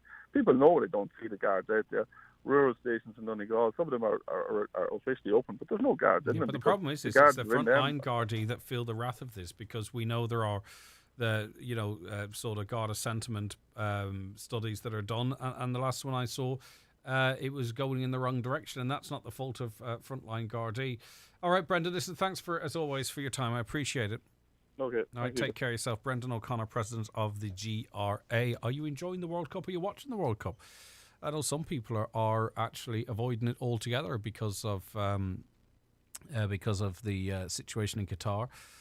But interesting, Argentina are playing this morning, and they are one of the favourites to win the competition. And at the moment, they're 2-1 down. Saudi Arabia are beating Argentina 2-1. Can you believe it? All right, okay, it is the 9 till noon show. We're back with more callers, more of your views, more of your opinions after these. Save the date for the award-winning Hotel of the Year's Winter Wedding Fair at the Waterfront Dunloe on Thursday 5th of January from 6 till 9 p.m. The Waterfront Hotel Dunloe, proud sponsors of today's show. Treat your family or friends to a hamper this Christmas from Kelly Centra, Letterkenny. Kelly's have great hampers to suit all budgets, including luxury hampers available to collect or deliver. Also vouchers for Kelly's award-winning diner or Circle K fuel at the forecourt. Great gift ideas at Kelly Centra, Mountaintop, Letterkenny. Call 91-22026. Join the Highland Radio outside broadcast team this Wednesday from 1:30 in the Letterkenny Credit Union for the final car draw of the year. 2 lucky Letterkenny Credit Union members will each win a brand new Nissan Juke SV model, and there's €8,500 in cash prizes to be won. So tune in this Wednesday from 1:30 to hear if you're a winner with Letterkenny Credit Union. Breedon's Furniture, Cooley-Maville. With over 40 years of experience in furniture and floor coverings, they've got Irish-made furniture, suites, beds, mattresses, dining, flooring, slide robes and occasional furniture. Great prices and large selection now available at Breedon's Home Furnishers, Cooley-Maville. Whether you're travelling for business or leisure, fly local and choose City of Derry Airport. For a convenient, friendly and reliable service, choose City of Derry Airport. Direct flights to London Stansted, Liverpool, Edinburgh, Glasgow, Manchester and Majorca. Book now at cityofderryairport.com. Voted the #1 airport in Northern Ireland. The big Christmas light switch on in Letterkenny is this Friday the 25th. From 6, there's entertainment on the stage at Market Centre, treats from businesses along Main Street, the big switch on, and then the arrival of Santa on his sleigh. It's a great evening for all the family this Friday at the Letterkenny Christmas Light Switch On. For more details, see Shop LK on Facebook. The O'Neill Sportswear Black Friday warehouse clearance sale is coming soon. Open from 9 a.m. Thursday 24th November, ends 5 p.m. Sunday 27th of November. County GAA jerseys, leisure wear including t-shirts, tracksuit bottoms, half zips, hoodies and jackets, all reduced to clear. Come and grab a bargain at O'Neill Sportswear Warehouse off the Melmount Road roundabout Strabane. Don't miss a night of the Country Stars live in concert on Monday the 5th of December in the Mount Errigal Hotel, Letterkenny, featuring Jimmy Buckley, Brendan Shine, Patrick Finney, Olivia Douglas, Declan Nerney and your host and compere David James. Tickets now on sale from hotel reception and online at Eventbrite. That's Monday the 5th of December at the Mount Errigal Hotel. Okay, we were talking about health, of course, over the last couple of days, and we've been also talking about sort of this cross-border scheme where you can go and get work done in the north or elsewhere in Europe, and apparently you'll get refunded for it. Lynn has a friend who availed of this scheme and has a story for us. Lynn, good morning to you. Good morning, Greg. Thanks for taking the call. Okay, this is a bit worrying because a friend of mine was on Ballykelly and went cross-border and had to put the money up front 2 weeks prior. Mm-hmm. But when it was all sussed out, they are over 3,000 a deficit short of getting their money back. The HSE doesn't pay the rest because they only pay for whatever coding you get done, if it's your knee, your ankle, your hip. They have a certain amount to pay out and they don't reimburse. And if you're changing your money from one currency to another, they don't reimburse for that. Right. And you also lose 10%. Sometimes I've heard of people that get pretty much all of the money back, and then others where there is this shortfall. And in this person's case, it was a significant shortfall, wasn't it? 3,065 out of.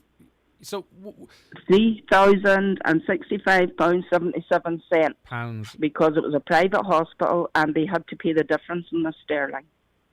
Now, you pay your money up front and then they pay it back to you maybe 6 or 8 weeks. They'll tell you so many working days when the last paperwork goes in. You don't get the last paperwork to your last visit at Ballykelly or wherever you are. But what my point is, these are vulnerable patients that's in pain that needs work done, and they are referred by either the hospital or their own doctor. So why is our government getting off the hook? Because of the resources, the doctors, the equipment was in Letterkenny Hospital. They wouldn't have to go cross-border. Mm-hmm. So why do they have to pay anything? And 3,500 or 3,300 is a lot of money for somebody's savings. Well, it is, because if you got, say, for instance, I think most of us, if we had a bill for 15,000 that we had to pay in advance, I think most of us would have to get a loan. And we would do so on the basis that the majority of it, maybe 500 or 600 quid, but majority of it would be paid back.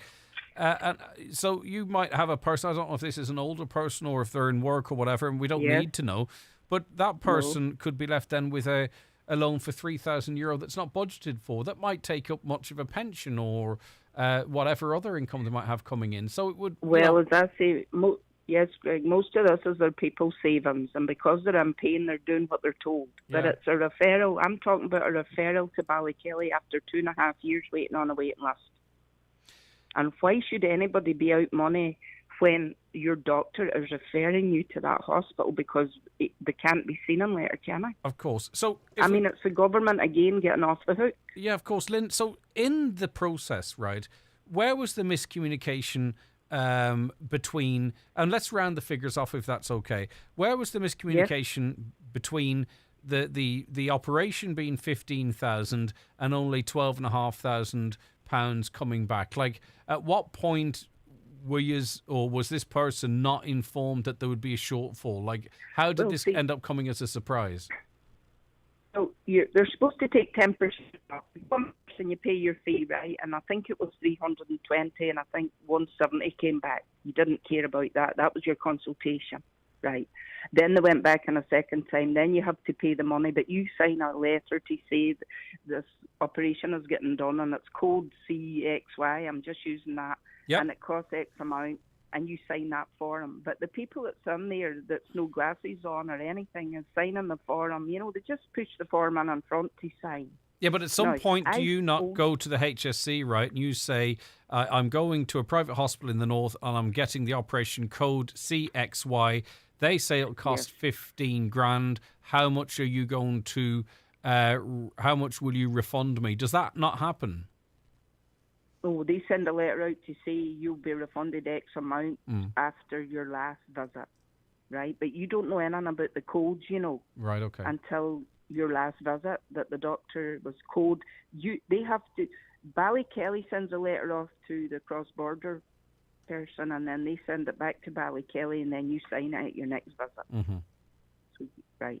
But anyway, it's still over 3,000 a deficit that people have to pay off their own back because there were no space in there. Yeah, for sure. I understand the broader point, Lynn, that these are services that this money that's being sent across the border or abroad should be invested so that these services are available, not just Letterkenny, but actually in Ireland. And I think that's the broader and important point. Yeah, okay. Yeah, and I think most people agree. We met 3 people that day in Ballykelly that was getting the same operation done. So that's 3 people that, say, paid out £16,000 each or 14. Mm-hmm. Why could they not put that money into Letterkenny and bring one surgeon somewhere to do that operation in Letterkenny? And the same could be said, I presume, to a private hospital. It's not as bad, but I'm sure the same could be said for the National Treatment Purchase Fund as well. Yes. Yeah, okay. Lynn, as I say, I'm just mad because it's the government again are working on vulnerable people because they know they need these operations, and the over 80s doesn't really know what they're signing. Yeah, okay. All right, Lynn, thank you for that. Sorry, there's a slight delay on the line, so it appears I'm speaking. It's not with intent, it's just this particular line, there's a delay on it. So my apologies, Lynn, but all of your points came across. I really appreciate your time. As I say, it just can happen from time to time where it's like you're speaking to someone in Australia and then people end up speaking over each other. So my apologies to Lynn there. The 9 till Noon Show with the Waterfront Hotel Dunlow, offering up to 20% off their fabulous Sunday carvery during November and December when you book 48 hours in advance and quote Black Friday. It's flu season, and children are twice as likely as adults to catch the flu, which can sometimes cause serious illness. That's why all children aged 2 to 17 can get their free nasal spray flu vaccine, a safe and effective way to protect them and the rest of your family too. So make an appointment with your GP or pharmacist. Visit hsc.ie/flu for more information. From the HSC. All ready for next year? We are with our award-winning Seat SUVs, the bold crossover Arona, the family favourite Ateca, and the spacious 7-seater Tarraco. All ready with great PCP finance offers and a service plan for just $9.99 a month. Available to order at DMG Motors, Claw Road, Donegal Town. Book a test drive today. Visit seat.ie to find your 231 SUV. Finance provided by Volkswagen Financial Services Ireland, trading as Seat Financial Services. Subject to lending criteria. Terms and conditions apply. Volkswagen Financial Services Ireland Limited, trading as Seat Financial Services, is regulated by the Central Bank of Ireland. Letterkenny Shopping Centre is where real Christmas begins. Get everything you need for the festive season with a wide range of gifts, food and services. Park for free, have a browse, grab a coffee and actually enjoy your Christmas shopping this year. Thank you for visiting Letterkenny Shopping Centre this Christmas. Callahan's Gala and Go Burt, your one-stop family shop. Drive into our newly renovated spacious forecourt. Fill up with our upgraded modern fuel pumps and save with our keen Go Fuel prices. Located on the main Letterkenny to Derry Road, we're the ideal pit stop on your Donegal journey. Fast flow fuel, self-service or attended with a smile. Sure, it's all go at Callahan's.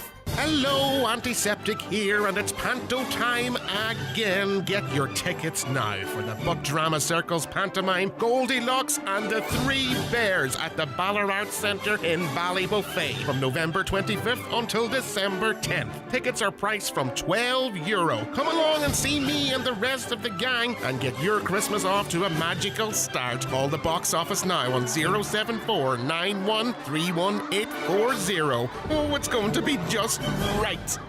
SSE Renewables and Future Energy Ireland, co-developer of Lena Lee Wind Farm, County Donegal, are holding 2 public consultation events to inform the local community about the associated Community Benefit Fund and welcome your feedback. Join us in the Clanry Hotel, Letterkenny on Wednesday 23rd of November and Jackson's Hotel, Ballybuffet on Thursday 24th of November from 4 till 8 p.m. Keep out the cold this winter and ring Fleming for their full range of garage doors, agri doors, insulated doors, milking parlour doors. Fleming, 91 48 234. Charlie McClafferty Funeral Directors, serving Letterkenny and the surrounding areas for over 100 years. Charlie McClafferty Funeral Directors. Let our family take care of your family and guide you through a difficult time. It's the Right Price Tiles and Wood Flooring 70% off sale. Get up to 70% off on all your purchases. Up to 70% off all tiles, all wood flooring, all bathware. Everything's reduced in store. The 70% off sale at Right Price Tiles and Wood Flooring. Stores nationwide. Sale ends Sunday. Century Complex gift cards are the perfect gift this Christmas. Our gift cards can be used throughout the complex in Backstage Bar and Grill, Century Cinemas and Century Play. Available in-store at Century Complex. Call us on 074 912 1976 or check out our website centurycinemas.ie for more information. At Super Value, we've got amazing offers to help you save, like Black Magic Medium Box, Lore Capsules 20-pack and Ferrero Rocher 200 gram, €5 each. Exclusive to Real Rewards members only. And don't forget, with Super Value's unbeatable own brand range, along with money off vouchers every week, Super Value makes saving money as easy as 1, 2, 3, go! T's and C's apply. This Black Friday weekend, a massive clearance sale will take place at Watson Hire in Letterkenny, with clearance deals on tools, hardware and homeware, also in clothing, paint and much more. Representatives from Draper, Jefferson, Makita, Bosch, Milwaukee, Port West and others will be in attendance with loads of giveaways and prizes on the day. See Facebook for more details of amazing one-off deals. That's this weekend, Friday, Saturday and Sunday at Watson Hire, Kiltoy, Letterkenny. The winds have changed for Bord na Móna, and commitment to green energy has become our home turf. It started with Ireland's first onshore wind farm at our Bellacorrick site in County Mayo. And we didn't stop there. Now, we're delivering renewable energy including solar, wind, battery and biomass. Surprised? Well, now you know. We're more than Mona. For more on our climate solutions, visit bordnamona.ie. The Black Friday 6-day sale at Crawford Tiles and More Castlefin is now on. 20% off tiles, 15% off bathware, 5% off wooden carpet, Fitters and delivery service available. That's 6 days of Black Friday savings all this week at Crawford Tiles and More, Castlefin. Call 914392. Okay, welcome back. Last caller of the day is Councillor Ian McGarvey. Morning, Ian. Nice to speak to you. Good morning. Good morning to you, Greg, and all of you, and all our listeners as well. Yeah, so in the last 5 minutes of the programme, Ian, you're speaking really on behalf of a family and many families faced with really big bills from Irish Water just to connect to what is something we're entitled to, water. Greg, if you don't mind, Greg, I'll list them as A, B and C. You go ahead. I don't want to mention names, Greg, because everybody will be saying, oh, you were on the radio about this and that and so on, you know. But what's the situation, Greg? Here is the biggest thing that has happened now. It happened at the budget meeting yesterday. They're seeking now to become an operation on their own and taking Donegal County Council out of the question. Now, this is quite, to me, remarkable, because we had a meeting with them last Monday. 4 councillors, 3 and myself. And all the queries we had before them, not one of them was answered. And the other councillors will agree with that as well. Here's a situation where we have people being asked for 40,000 for connection of a sewage within the town boundary of Remilton. We have a case of, we'll say, 2 elderly people. 7 has a small cottage, being asked for 2,220, or someone just across the road about 6 or 8 metres. I have a small businessman who has maybe multi-connections on the group water schemes, which is very, very relevant to this county, and because I would nearly think they provide more than 50% of the water services that's in the county. And I could name, even around this area, 5 actually promoters that were involved for years. So here are people who actually practically own the schemes because they paid up front for all the pipeline and everything else, naturally with the assistance of Grants, Greg. So you can understand, even to get someone now to look after water, but when they take over, my concern would be, Greg, that this will continue to operate on the basis, and Donegal County Council seems to have Ian, no... is it still the case, though, that Irish Water, if I understand correctly, they have a panel of companies which you have to engage with to connect to the water, and there are fixed prices in terms of connection, fixed prices in terms of distance? That's a relatively new. I think that came in just before the pandemic. Is that still the case? Is that the system that's in place? Yeah, Greg, that seems to be the case because companies, as you rightly say, but one of the persons, I can't name him, who's in the company, told me already they're employing some of the most costly contractors in the country, Donegal County Council. This is the statement to me. Yeah, but those figures are set, if I'm not mistaken, Councillor. So it's that Donegal County Council could do the thing for half the money. I cited to you the 2 old ladies there. It's not fair to talk about people being old, but 2 ladies over 70 years of age, I'm convinced of. I didn't ask them their age. But in a small cottage, using very little water, to cross a road about 8, at the most 8 metres, it must be 68 metres, because that's 18 feet or 24 feet. And this is a small road, Greg. 2,200 and something to do that in 2. And here is the other thing, Greg. Before even they would entertain or consider them, the cheque would have to be worth them. Now, I never knew of cases where you pay up front for something like that, where there's a government body or other bodies that you have to pay up front straight away. Now, I don't care what anybody says to demand. This is people who had a supply already, Greg, over the local supply, and for whatever reason, the supply seemed to have been lost. It's very worrying because we do have a human right to water. Ian, that's where we have to leave it just for today. I appreciate Greg, you raising just the one issue. other point, Greg. The other point, Greg. The small businessman that referred to, he's been asked for €2,758 and 23 cents, Greg. This man has 3 children at a college and everything else. Small business not using any water in the business whatsoever, been asked for that kind of money. Yeah, crazy stuff. All right, listen, if you get any answers, get back to us. We'd be very happy to amplify them. That's where we have